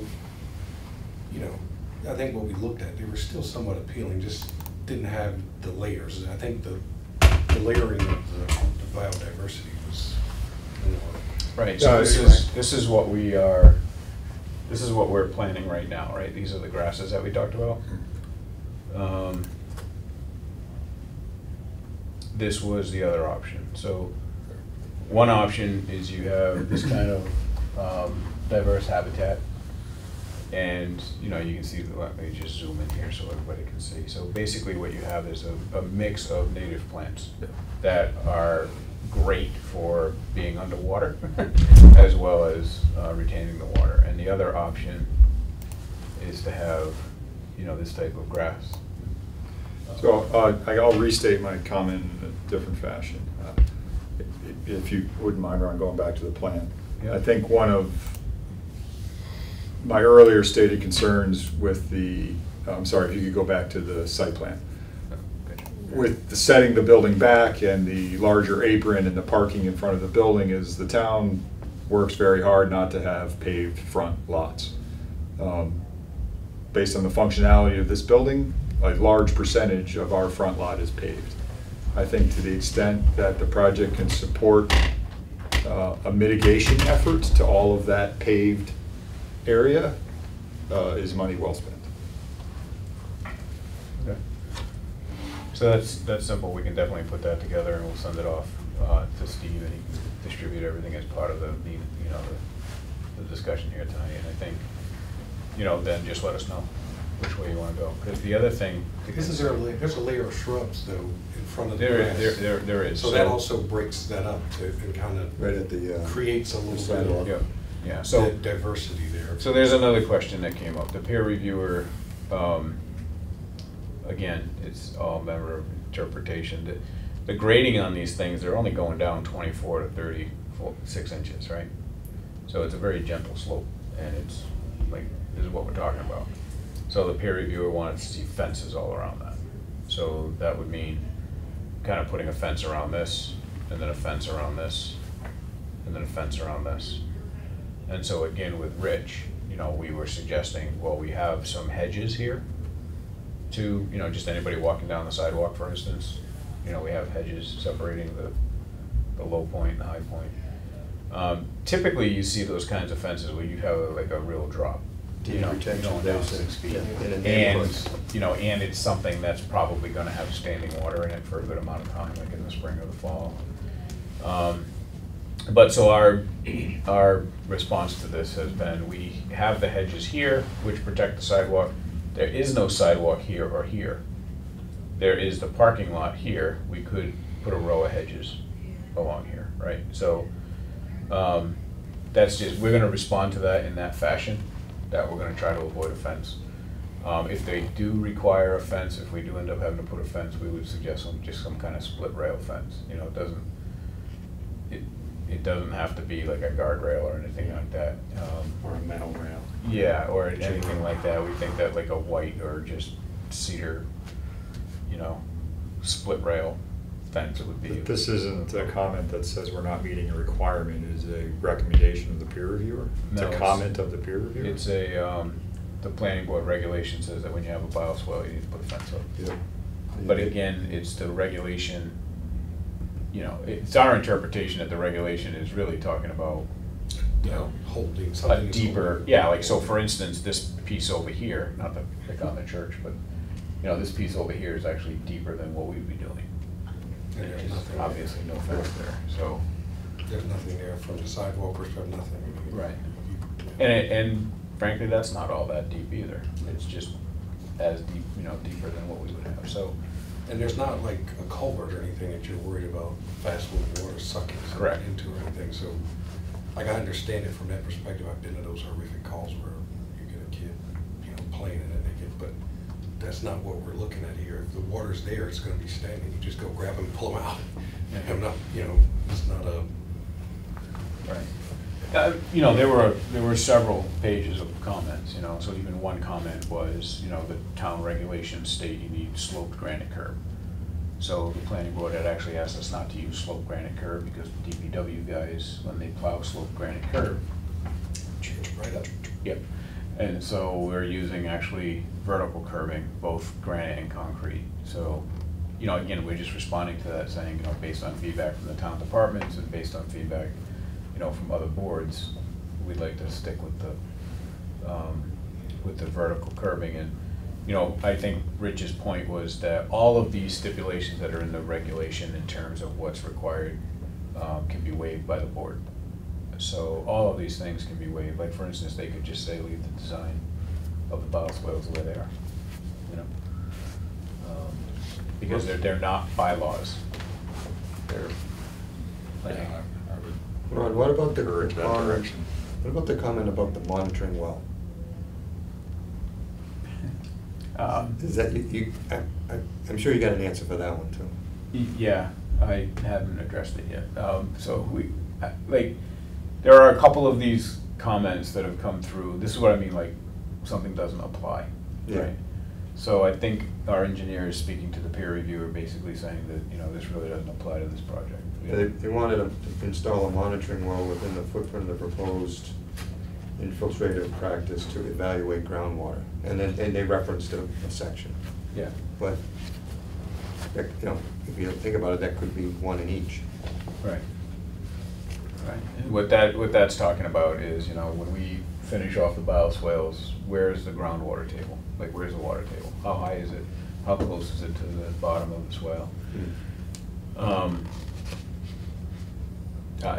You know, honestly, I don't know what to say about that. I mean, you can put it in, but I have a question, who's gonna monitor it? That would And- mean you'd have to have a Why contract. Why with are you someone. monitoring it? Yeah. Yeah, and then if you are monitoring it and it comes within a certain distance one year because you have a lot of rain that year, What are you gonna do? what are you gonna do about it? You know? So. So you can just put a big tank underground, we'll suck it out and use it for training. Cistern? Yeah. There you go. That might be part of the answer. All right, so that covers planning board and peer review. Yes, so, and the zoning. You know, I think the zoning board is also. And so what we went through with the select board again was just an update of the floor plans, the things that we've done that were different. Interestingly enough, a question that did come up that we've added to our Norfolk Fire Station cost-reducing measures and decisions. Somebody was asking about the 140-mile-an-hour wind, you know, all of this impact resistance that's taking place on this project itself, and when did that come into existence? It came into existence in the end of 2018. So any project technically that was permitted prior to the end of 2018 didn't have to meet this requirement. We tried to get out of this requirement. We talked to one of the members on the structural, the Massachusetts Code Board, the folks who write the codes. I can't think of their name, BVRS right now, but Right. the individual told us that, you know, a few years ago, obviously one of the members went around town by town asking for historical records of wind speeds. The reason we brought this up and the reason we actually made contact with them to say, can we go for a variance and say we don't have to do this? Because the city of Boston and the city of Cambridge has a wind speed of 139 miles an hour. Norfolk is 140 miles an hour. You're right on the. Yeah, so Logan Airport, for instance. And it just seems to me like somebody might have been astute enough when those cities were asked, what's your historic wind speed? They said 139, because they knew the implications of 140.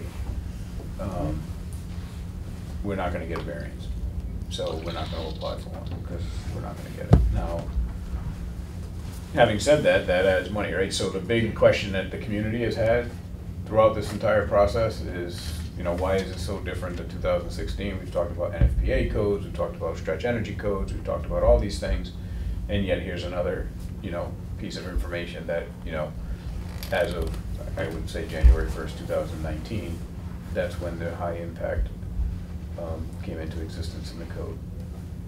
So we also learned in that same discussion that the new building code will probably not be coming into existence until after we get this project permitted. So that's good news, right? We don't have to redesign anything or be concerned about it, because the likelihood is this project, it's going out to bid in November, we get the bids in December.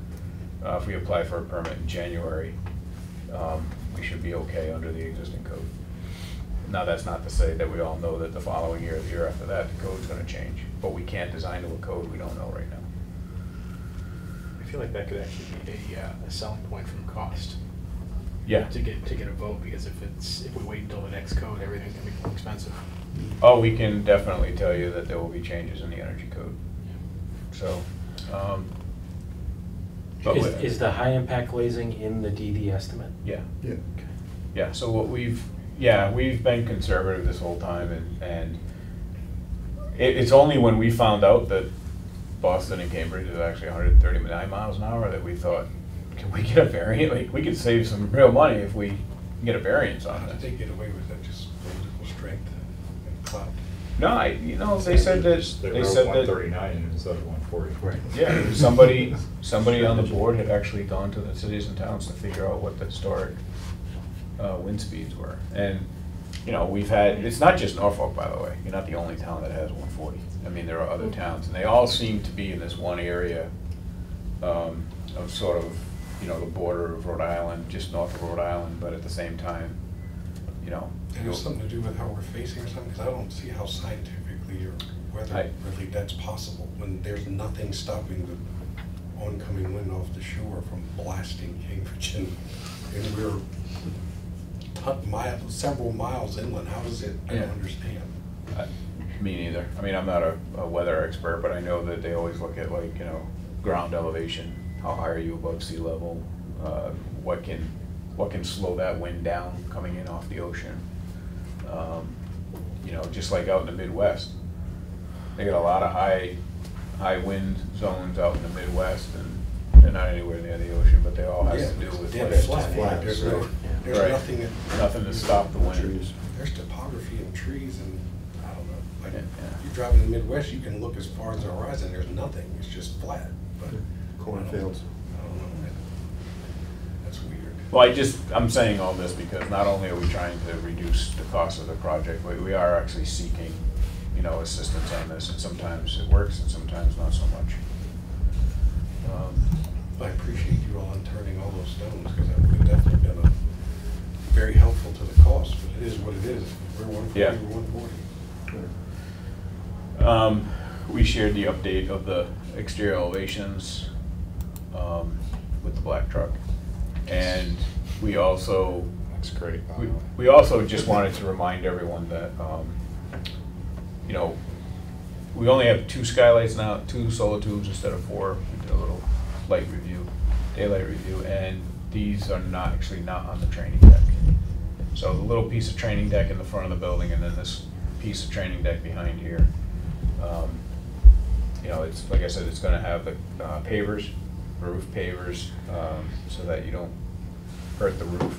The other thing that the fire department decided today is we're going to take these 2 windows out of the training stair, and we're going to build a mock-up window on the mezzanine inside the station. So the building becomes a little bit more energy efficient. We save the price of these 2 windows, which would have been the only 2 aluminum windows on the project, as opposed to the wood and fiberglass windows we're using everywhere else. So, we've got that in the DD budget, so that would be another cost reduction opportunity.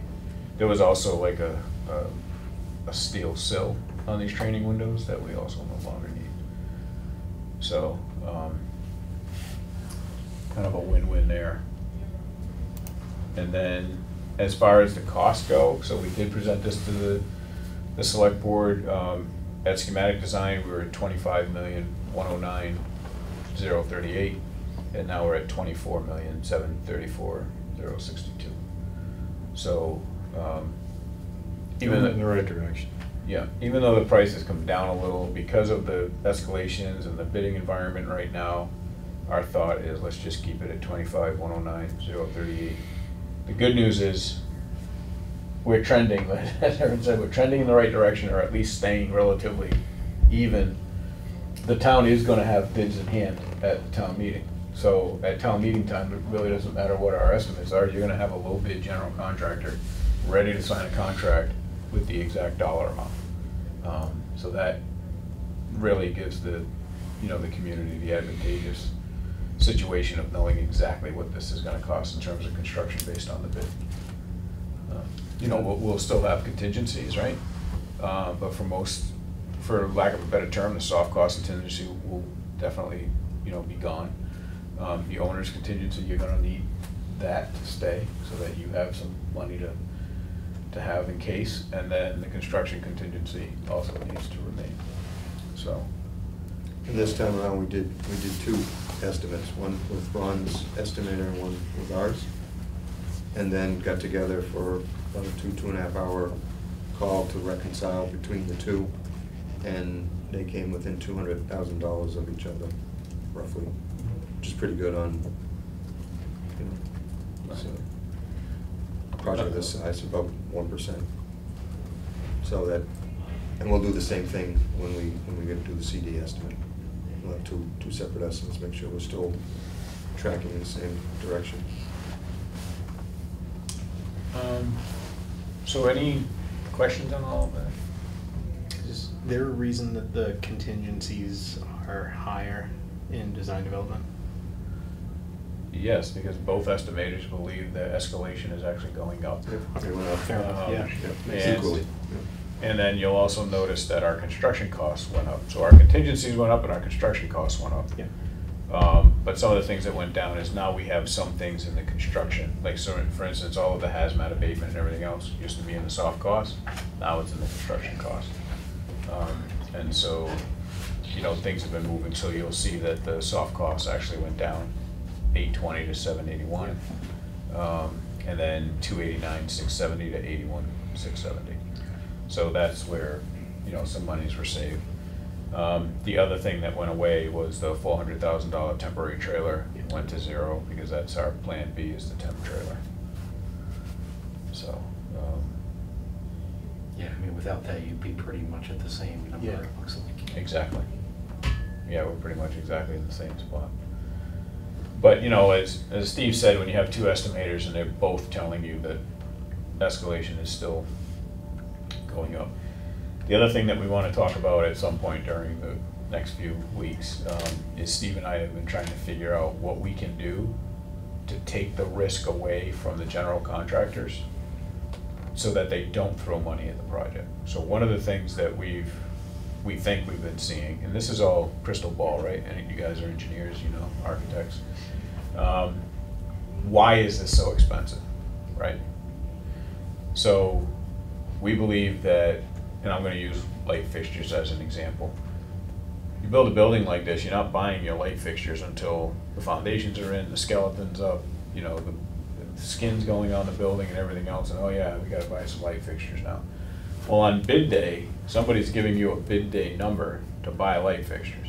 The reason they wait forever is the contractor will say, I don't want that on the site, right? We don't have room, we don't want it here. One thing at a time, you keep it. You have the town hall property across the street. So Steve and I were wondering, and the rest of the team in the office has talked about this, what if the town told the contractor to put a construction fence around the town hall property and use that as a storage yard and basically buy everything? Like, don't wait. So if we put right in the contract that you have the opportunity to purchase things. So in a contract, a typical construction contract, they're able to store things off-site. And what that means is the contractor has to buy insurance, they have to find the storage facility and all these things. What we're thinking of is, let's talk to the town about using your property insurance carrier to insure the site.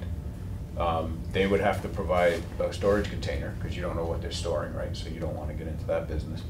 But what you're giving them is a secured yard. They don't have to buy insurance. All they have to do is get their own storage container.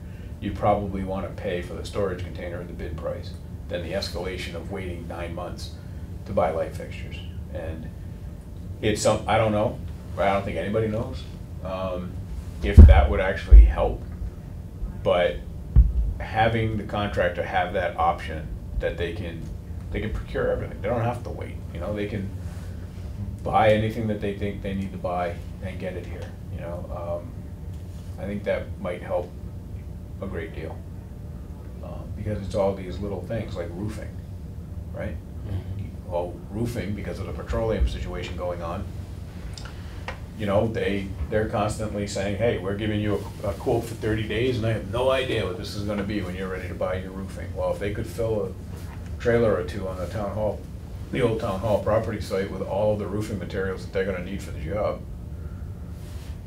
Because the manufacturer, vendors, suppliers, distributors won't allow them to place an order if they're not taking delivery. Right.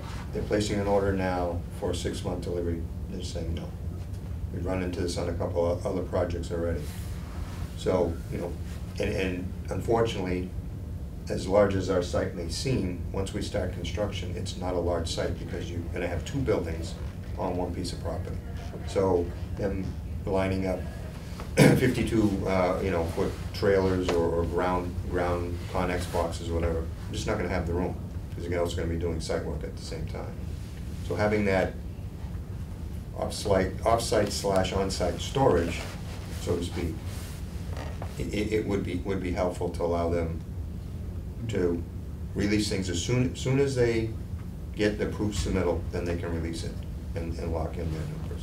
And if they know that in advance, they can work that into their bid, as opposed to saying, well, I'm gonna have to put a fluff number in for the price increases, and I'm gonna have up until I can release things. And that's not only the GC, but all the subcontractors. Right. Materials, just mechanical alone, if they're able to buy the mechanical units and get them brought here. Remember, we got the cassettes in the ceilings, you know? So there are some units that they'll be able to buy and just store them. Yep. So it's a bid strategy. It's something that we've been trying to figure out, how, you know, how do we take that unknown, which we think is driving the price? The comment we got back from our estimators, that's an interesting thought. I think Matt can definitely speak into that, because I know he uses Connex boxes for the schools and the surplus storage he has. And I think he may have, you know, ways for us to procure Connex boxes, you know, on the cheap, or at least Isn't hard to give them the option. Yeah. Yeah, I think it's a good idea.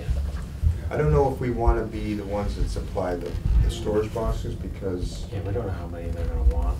Right, and the coordination and delivering it, and well, you know, the door doesn't Right. work, and you call them to fix it, and Yeah. Yeah, let them be responsible for their we their just give them, container. yeah, we just give them space. Give them the space. Yeah, we just give them space. You give them the space and you insure it. Yeah. So if, you know. Does that mean we have to do the temporary fencing or provide the fencing Mhm. or locking mechanism? So Actually, no, you could have the contractor provide Yeah. that. So as part of the contract, you could say, put a fence around our, you know, construction site here, put a fence around that site over there. The town is, you know, and they have the option. So if the contractor comes back and says, we're not interested in that site, fine, don't put the fence around it. Right? It's gonna be a line item in your general conditions, we'll just keep the money. But if they come back in and say, no, we've got several subs who wanna take advantage of this, then you've got several subs who wanna take advantage So I of think it. the only thing we have to worry about is go to the site and make sure that the little garage back there, that there's a pathway for at least the, you know, vehicles to go in and out of that, because I know Matt keeps a vehicle there, and then the COA bus is back there. Mhm. But other than that, you could, I don't know, Behind that little, yeah, the Two-car white- garage or the whatever? white garage Yeah. is where, Okay. yeah, so, I but didn't other know than that, that. the rest of that space, I think, is fair game. I think there are people that park there. Do they pay to park there? Yes. well, there's cars there today, we went over there today. It's- You get a permit through the select board. Yeah, slash there's a town sign administrator. on the. So it could be commuter parking. Yeah, Coordinate that with the select board. Yeah, it's just a conversation, it's just a what if, you know, well, because. it's a big lot, and there was like 4 cars there today. So we'll keep the front, use the back. Yeah, you have a couple of different opportunities on this particular project, and one of which is having town-owned land right across the street, which is a kind of a big deal when it comes. Good. Because if he has a subcontractor who says, yeah, I want that option, you know, We did that for the Foxborough Town Hall project. They had an area off-site that the contractor ended up using. He used it mainly for his site stuff, his curb, his precast structures, his pipe. And he opted not to fence it off, because no one's gonna really walk off with a catch basin. So, Walk-away boxes too, I mean, you can't get in. Connex boxes are pretty secure if you got them locked the right way. so yeah, so that's why we're kind of thinking, the GC puts the fence up, he's responsible for unlocking and locking it. The subcontractors provide their own storage box. You provide the insurance, because your property insurance is gonna insure the job site anyway, so they're just not only insuring this, but they're gonna insure that. And what I mean by that is that's less expensive than having the contractor get a whole new policy for, you know, and we'll see what happens. And that would be the same with the builder's risk too for the Right. project. Do we know how many permitted space or how many permits are issued annually or for the year for that, for the parking? It changed because of COVID. Okay. The first time I went over there was today, to look at it. I don't know, 'cause I used to have a lottery. I can tell you this, no, there's Yeah. a handful of cars that are using town spots. Yeah, I was thinking like the MBTA lot behind Dunkin' Donuts, that thing, it never had cars in it, so like why? The only lot that fills up is the one right at the station. Yeah, even the one up on Town Hill never has cars in it, so Handful like of there's cars. ample parking for. It's cheaper Is the to one go through behind the Dunkin' town. Donuts, is that town? So you have to pay for those spaces? No, is that the MBTA. MBTA? One of the advantages back when we used to take the train was that if you got one of the town spots, it was either an annual fee or a monthly fee you had to pay every day. Oh, okay. The MBTA spaces, you had to pay every day. Maybe that's changed now. Yeah, they got a sign, pay by phone or something. Yeah, so maybe it's not as big of a deal. I mean, because it could be worth But you have to have approaching cash the on MBTA you to say like, every can you time. have a chunk of this? You never, like they've stored huge chunks of rail stuff there for long periods of time, and obviously it's their space, but I'm like, it ain't hurting them, they're not losing anything if they let us store stuff. There's like traffic sign racket over there now. Yeah. So that's all we got. So, I know, so for next meeting, well, I know you were gonna send some comparisons on the bioretention plantings and the permeable pavers. Yep. That's probably something we need to vote on at the Yeah, next the next meeting. meeting, We still have to vote on the siding as well, right? So maybe can that all be rolled together? Yeah, so what we're gonna do, actually, in the next, we'll probably be prepared at the next meeting. All the exterior materials and interior materials and the products and so forth that we know that are gonna be in the spec, we'd like to get formal approval, like, you know, the roofing material, the siding material, the type of windows that we're using. We've brought all these samples into the working group. We've specified all the ones that they were recommending that we use. I think what we should do now is come in with kind of a presentation board of interior stuff and the exterior stuff, kind of like what we did at the library that night. But this would be a formal vote to, yes, that's what you're specifying. Along those same lines, we'll have a list of anything that we think we need to do proprietary. Not that it's a proprietary product, meaning, you know, only one person can work on it, like a BAS system. But if you are looking at, like, for instance, there's a flooring material that we're gonna go check out that is a significant savings over epoxy floors, supposedly. Because that's what we've known, but we've carried that, that's not reflected in here. So that's another chunk of change that could be, but there's only one manufacturer. So under the mass laws, you as a committee would need to take a formal vote that says it's in the interest of the town for specific reasons. And then there's a write-up for that, so we would need that list of items. Maybe that's the follow-up meeting Mhm. after we talk about it. Yep. Just so that we can memorialize it and have it in the file. Then it'll go in the front end of the spec saying, and then in the individual sections that this is proprietary. And we would recommend a couple of door hardware parts and pieces that are proprietary. You know, Von Duprin. Duprin exit. And LCN closers. Yeah. They're the best on the market. They don't break down. Everything else, not so much. So, again, you can consider that at the next meeting, the next time we meet. We should invite the design review board to that meeting. Okay. Save them a meeting. Do you know anyone on the design review board?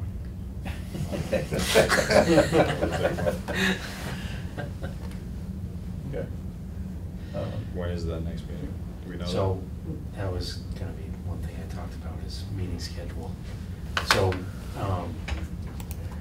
we should plan out what our next meetings are, because, I mean, until the town administrator comes on, I mean, right now, we're a committee of 8, and we only have 6 people, because we're down 1 resident, we're down the town administrator, so basically, if 2 people don't show up. Jeff Nutting's available, I mean, he just couldn't make tonight. Okay. I didn't know that they had an assistant or a interim town administrator now, so that does alleviate a little bit, but it behooves us to pick dates that everybody can make, so we have quorums. I guess the first thing I wanted to open up is, do we want to go back to just once a month, or do we want to stay every other week? Do you have an opinion? Is Justin still on the phone? Yeah. Okay. I think we have I'm here. a fair number of things that we still have to go Workload through. justifies more than once a month, I think that's fine, but if we're in kind of a lull, then I don't see any reason why we should meet more than once a month. It sounds like at least for the, What's that? I was gonna say, it sounds like at least for the next month, as you're gonna say, the workload kind of designates that meet twice a month like they're doing. I think, yeah, I mean, it sounds like we've got some voting to do, and it would be good to, I was gonna suggest August 10th as the next meeting, because it's just gonna give us time to respond to all of the site questions that we can go through. And rather than go through them at the meeting, what we'd like to do is send out those to everybody that you can review prior to the meeting. And I'm not talking like, 2 days before the meeting or whatever it gets posted. I'm talking like, if not this Friday, middle of next week, we'll have everything formally responded to. I can send it off to Steve, you can send it to everybody on the board, on the committee rather, and, people can then respond if they have any questions and concerns. Because one thing we'd like to do is get that draft reviewed by you all before we meet again with the planning board, and the planning board's meeting again on August 30th. So that discussion on August 10th would give us some time between those two meetings to make any kind of adjustments that we need to make. Just in 3 weeks instead of 2. Yeah. I'm good with the 10th. I may not be here to attend. My daughter goes back to college, so my back will probably be sore moving things into a dorm. I'm on vacation. That doesn't mean I couldn't attend by Zoom, if the 10th worked for everybody. I could probably attend by Zoom too. That way I give me a break and I don't have to be killing myself at that time of night. I'm available. Use this as an August 10th. excuse. I use an excuse. What's that, Justin? Is available. You're I'm good. available for August 10th. Okay. And then the following meeting after that, if you wanted to do like one at the end of August, is all the materials that we just talked about, materials and Probably products. the 24th. Yep. Or Our next scheduled 31st. meeting would be the 30th. I mean, if We'll be staying on we had them every 2 weeks. Yeah. We'd be technically going in between our two meetings on the 10th. If we just go back to every 2 weeks, it'd be the 31st. Good. Does the 31st work for everybody? Yep. Yes. Yes, that works for me. Okay. So why don't we say the 10th and the 31st? Okay. And in the meantime, we're gonna put together kind of like a finished schedule, exterior and interior. We can send that off to everybody. And just keep in mind that the materials that we're listing are the ones that are actually in the estimates. So, and like I said, you've already seen them at least once or twice. I know at the library you saw them. We're inviting the design review board to the meeting on the 31st. Correct. I'm gonna do that right now. Or the 31st or the 10th. You were saying that the 10th you were gonna present the items, potentially the proprietary, and then the basis of design. Yeah, we can have it all ready by the 10th. Or do you think you wanna wait until, well, aren't they more interested in the outside than, your finished boards are your inside stuff, right? Just shoot me an email. Yeah, I'll send you an So why don't, but we could have all the exterior stuff on the 10th, and then that goes hand in hand with the site, right? So Yeah. we'll review the site comments and all the exterior materials on the 10th, and then the 31st will be the interior materials if they want to come twice. They won't come for the interior. Yeah, you're Okay. you're interested in the exterior. Okay, so why don't we do that? Because quite frankly, then the design review board is there also to talk about what we just talked about, the plants out in front of the building. Yeah. Yep. Okay. All right.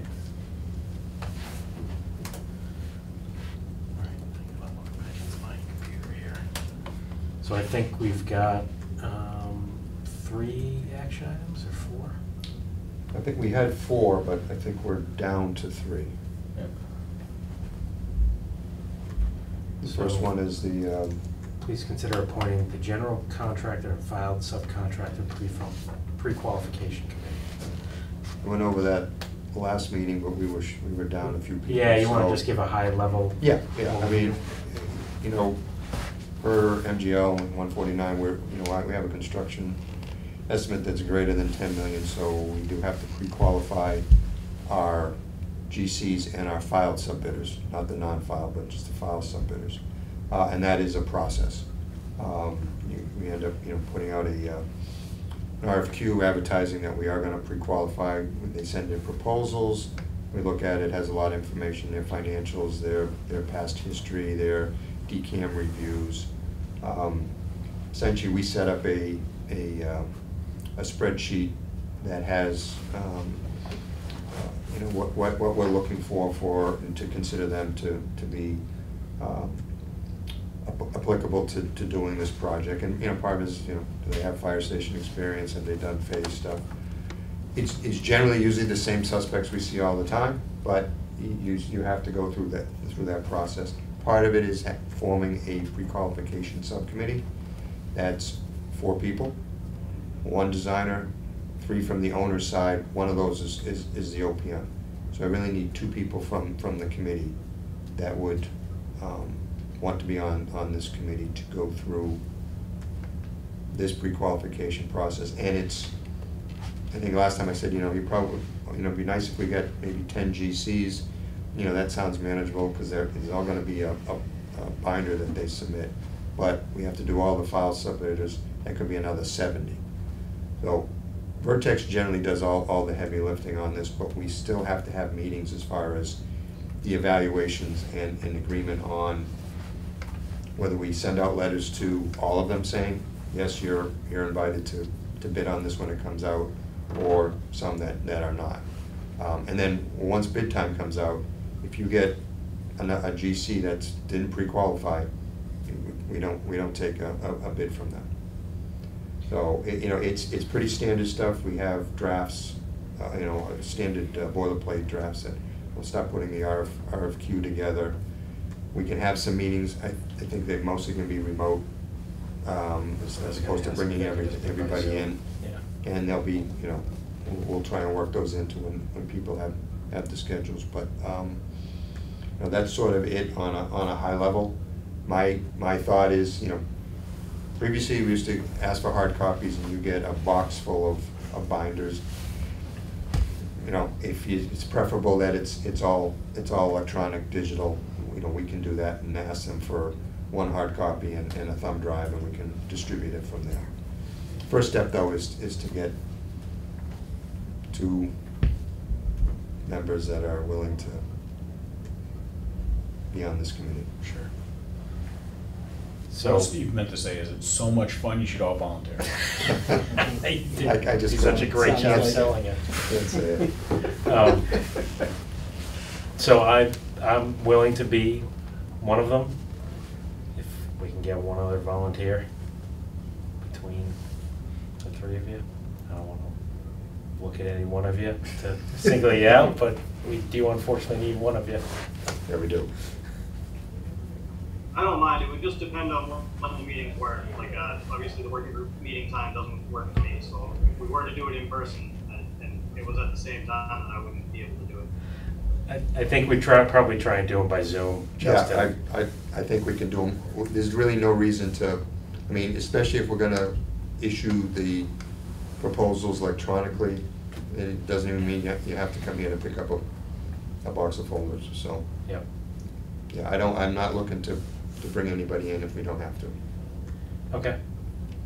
Thanks, Justin. So, you and Justin, Yep. okay? That was easy.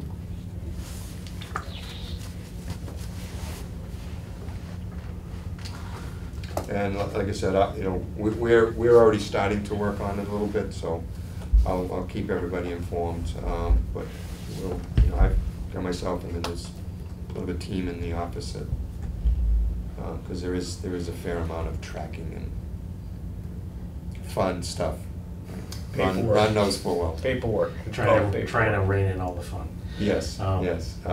So, okay, thank you for that.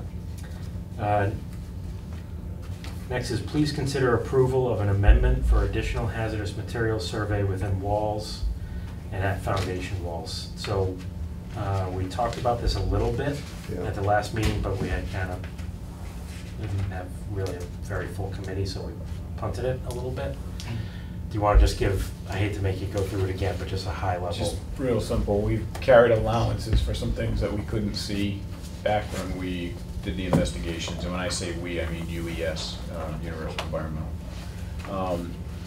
So they want to come back, punch some holes in the wall and patch them. We're wondering if maybe the DPW has some guys who can punch a hole and patch it. Or if there's somebody the town has, like on an on-call contract or something like that, that could just cut a hole and patch it.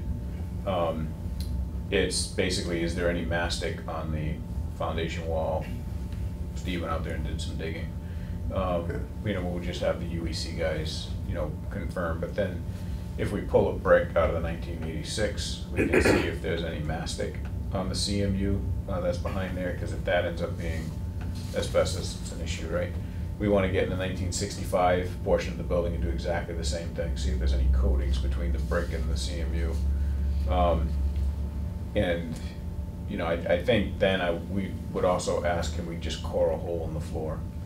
Just to see what's underneath that slab, if there's any kind of membrane or any kind of whatever they might have put in the 1980s underneath that. Aside from that, I think the report was pretty full, or I should say pretty complete, because they picked up everything, including window caulking and so forth. So it's just that, and then the only other unknown on the report is transite pipe. So we also may want to just, open up a manhole and see what we kind of got for piping from one manhole to the other, see if it's transite. So the proposal that came in had 3 different tasks on it, and the task that Ron was talking about, where we're looking for either dam proofing on the foundation or dam proofing material behind brick. UEC actually included in their number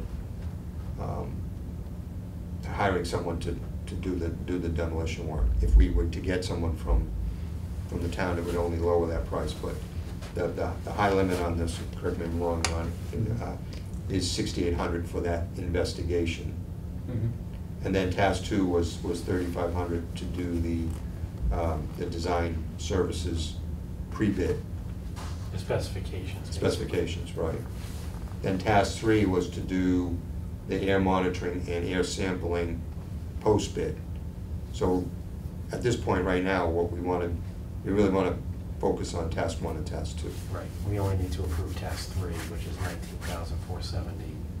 If we get go to approval. construction. Yeah, correct. And I think it's good to note that this wasn't included in your original design proposal, but it is included in the project budget. Correct. Yeah. this So doesn't we had affect the bottom line. money in the budget, but we always do it as an ad service, because quite frankly, we don't know what we have in that building until we start. Is the 19,000 in the project testing budget? Yep. But we're not approving the 19,000 tonight. I know, Yeah. but I was wondering if it's accommodated in whatever. Yeah, so those numbers that we have were given to us at the beginning of the job. So what we did is we broke it into 3 parts, right? We have the testing during construction, we have the upfront work and the soft cost, both of those. We do have construction testing, which is outside of that, which is another line item. And then we've got the actual remediation estimate. And the initial survey, which was under Dornwood scope, that was done. Right. And submitted by UEC. This is follow-up. We talked about the need to have to do this a while ago, I think when the report first came out, right? Right, and one of the things I said last meeting was, on other projects, we didn't go to this level, but UEC, who I work with on a number of jobs, will account for the possibility of dam proofing on a foundation or behind a wall if it's a brick building. In the specifications that the contractor carries X amount of tonnage of demolition. And then if once a demolition is done, then it's a matter of tracking what actually goes out, and on a couple of projects, there's been a credit at the end of the project. In our case, we don't wait to the end of the project to have a credit. We want to know now, if there's no damp proofing, then, we don't have to carry it, because we're trying to lower the cost of the project overall. The other projects, they fit within the budget, and it worked out. We don't want to do that here. We really want to know in advance. So, and those numbers, Ron, you would be putting your markup on that, correct? Correct. Yep. What were the numbers again? 3,000 for 2 and 3,568. 68 for task 1, 3,500 for task 2, plus the 10%. Plus 10%, maybe 11,330. so I'll make a motion. Yeah, so I'll request a motion to approve UEC's proposal for task 1 and 2, the total amount of which, including Doran Whittier's 10% markup, would be $11,330. So moved. Do I have a second? Second. All right, I'll take a roll call vote since Justin's remote. Justin? Aye. Todd? Aye. Aaron? Aye. Chris? Aye. Chair votes aye. Motion passes. All right. And the next item, which was the soil testing, this was the soil testing in regard to the beta report. And right now, Ron, you have the civil engineer going out there, and we have Kadish going out there on Monday the 25th. Correct, but I'm gonna call, so I'm gonna send some emails around tomorrow, make sure DigSafe is all squared away with us, and if not, we'll figure out another We'll date. push it to another day. Yep. So just one question on this, is this, we talked about some of the peer review comments being comments and some of them being clarifications of requirements. Are we considering this a requirement? Yes. This was the test pits with the soil This evaluation. is the stormwater test pits, and it's again, it's a requirement that we evaluate the soils. It's not a requirement that we take a test pit and do a lab test, but it's a requirement. I'm sorry, maybe I misunderstood the previous conversation. That Yeah. we didn't do the soil analysis being requested earlier, but the borings we took were used to make assumptions Correct. on items. This test would be confirming those assumptions. Correct. My assumption, if it's the civil coming out to do it, that it's a soil, Massachusetts It's a soil evaluator. Massachusetts soil evaluator, Okay, yeah. exactly right. Do we have a cost for this? Yeah, I was just gonna ask, what sort of motion am I scripting for this? So Do we know far, the cost? 0. Right, What's that? So far, 0. We've asked them to just do it. yeah. On Ron's end. Okay, so then we don't need to make. That's why I said we went from 4 to 3, because it was potentially Yep. an amendment, and right now it's not. Okay. So the. Sometimes we win these arguments, Keep arguing. Okay, the last action item, please consider approval of the building envelope commissioning agent. So I'll hand it over to you, Steve, again, just to bring Justin and Aaron up to speed. Yes. So I went over this last meeting, and I had sent out an RFP for building envelope commissioning services to 7 firms, and I got an actual proposal back from 3, and I got a response back from another one who declined to submit a bid, and then 3, I got no response whatsoever. I got responses from Building Envelope Technologies, Building Envelope Associates, and Gale Associates. You may recognize some of those names.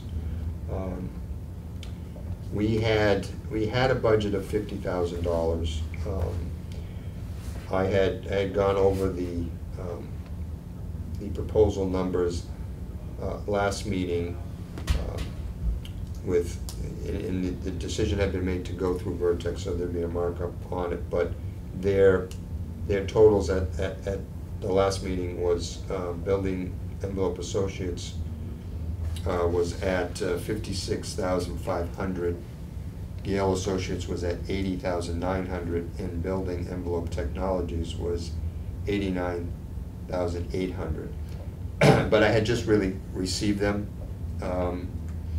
and had just started to go over them. I did note that it wasn't necessary apples to apples with our low proposer, which was Building Envelope Associates. So I did go back to him since the last meeting and say, could you add in costs for, he had excluded his own forces doing the fenestration, spray testing, the air testing, and an infrared of the roof. He included other things, but the other two had, so I wanted to bring that up to, so that our scopes were the same. So Building Envelope Associates now is at 72,500 before Vertex markup. So he's still the low proposer. But my initial conversation that I want to have with you is, we carried $50,000. We're at 72.5 plus. Do we want to implement Building Envelope commissioning for the project or not? I mean, we have the opportunity to put it in the budget at this point. Right. So we're closer to 80,000. So the question is, you know, we're not absolutely required to have building envelope commissioning, right? Correct. If this was an MSBA requires building commissioning services? MSBA requires building envelope and HVAC, Yeah. and they hire the commissioning agent. Right. So, but we're not required, but I guess the question is, does everybody think it's a good? Well, we're not required by code, but we would be required by lead goals. No? Good question. So enhanced commissioning, I believe in the new version of LEED, may require commissioning. Actually, I don't know, they were supposed to change that, so it's either this version of LEED or the next one coming out that they're gonna start requiring it. The problem they're having is, you know, they do anything that's 20,000 square foot building and above. So if you get a 200,000 square foot building and you have to start doing blower door tests, that's expensive. So, you know, I think LEED's still on the fence about it, but I can tell you that other organizations like Mass Saves, it was in their requirements to do it, and now for some reason they just backed off. I'm gonna bet $1 that it has to do with 200,000 square foot buildings being really expensive. So from our perspective, we find incredible value in this. The zero net energy thing you're trying to achieve and the energy efficiency you're trying to achieve 100% comes down to air infiltration and properly insulated. And once these walls are up, they're not getting opened up to quote unquote fix that. So Steve's gonna have a fella on site. Being able to have a commissioning agent do an independent water test on windows and doors, and as well as the weather barrier against the building, and to have them go around and spot check air infiltration around the building, just in my opinion as a LEED accredited professional, I think there's great value in it. And quite frankly, if you don't hire a commissioning agent to do it, we're probably going to specify that the contractor does it, and now, Yeah, we don't want to do that. you know, I think because the tests are very important, you know, and And that's the way BEA had written up his first proposal, that he'd be Yeah. witnessing the testing. yep. And I said, oh, let's get everybody on the same page here. Do Within you what they perform the need. tests? Yeah. Well, that begs the question, did we carry the testing in our testing budget? Not this testing, no, we had a $50,000 budget. Well, your construction materials testing, you know, well, your concrete, your soil compaction, you know, framing inspection. Right. So we have 40,000 for that, Uh, and then we have Yeah. the 50,000. We had 100,000 for both commissioning, so we split it 50-50 on the Okay. HVAC and the And where'd the building HVAC envelope. come in at? What was there? I knew you were gonna ask me that. But, I don't remember. No, while you're thinking about that, I will say this, so my previous fire station project in Tennessee, we didn't do any commissioning. The first month, 2 of the exterior doors had water blowing right through them. And that would have been either addressed or not. Well, you understand this, they don't test every single window in the building. They do a representative sample so that you have, this is the one that passed and this is how you installed it. The rest need to be installed this way. Otherwise, that budget would be Yeah. fantastic. We had 5 exterior doors, 2 of them Yeah. had water blowing through them, and not even a bad Tennessee storm, it was just a basic Yeah. afternoon thunderstorm. I would think as a best practice that we would do this. Yeah, I mean, my opinion is, we're spending $25 million. Yep. We should probably spend $70,000 to make sure the 50-year building that we're but building it's, yes, but it's not, it's only $20,000 more than budget. Right. True. So, 30. 30. 30. It's decimal. Don't worry about it. Well. I'm not trying to talk you out of it, I'm just giving you the financial item. I think it's absolutely beneficial for the Yeah. project. I But- agree. I just want to talk accounting real quick, right? So we had commissioning covered in the budget. We have testing covered in the budget. But now we're talking about commissioning testing, which wasn't necessarily covered in the budget. No. So the 50,000 included, the 50,000 in the budget included what we thought was the commissioning agent doing their own testing? Correct. Okay. But instead, that number came in. But the number came in 80,000. higher, yeah. The 3 numbers Yeah. all came in higher, Right. and they're all relatively close. Yeah, now that you've gone back. 72, 80, and 81, and 80, And almost they're all, 90. and they're all reputable companies. Yes, yeah. I've dealt with them all on some level. I think building envelope commissioning is required. I'd be surprised if it doesn't end up being part of our lead requirements. I would recommend doing it anyway. Well, we're not pursuing lead certification, but we're designing to. Yes. I'm fine with it. Any other discussion? So what will be the amount with your markup? Well, why don't we do this? He had given me some numbers to use. Let me get a solid revised proposal for him, and then the next meeting we'll vote on it. Okay.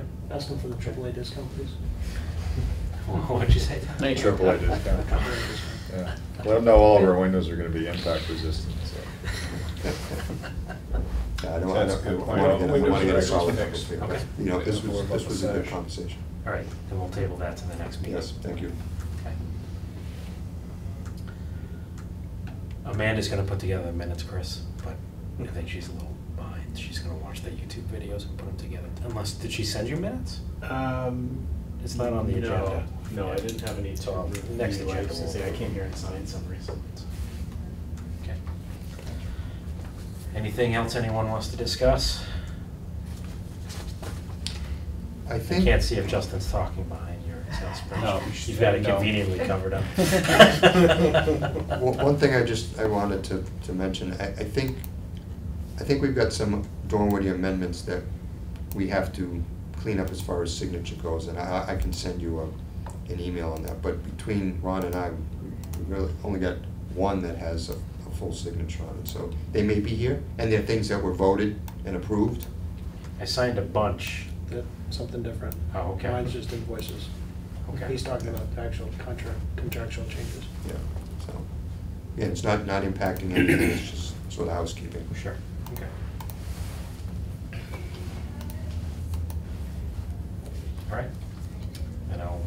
for a motion to adjourn the meeting. So moved. Second. All right. Roll call vote. Justin? Aye. Todd? Aye. Aaron? Aye. Chris? Aye. Chief? Aye. And the chair votes aye. See everyone on the 10th.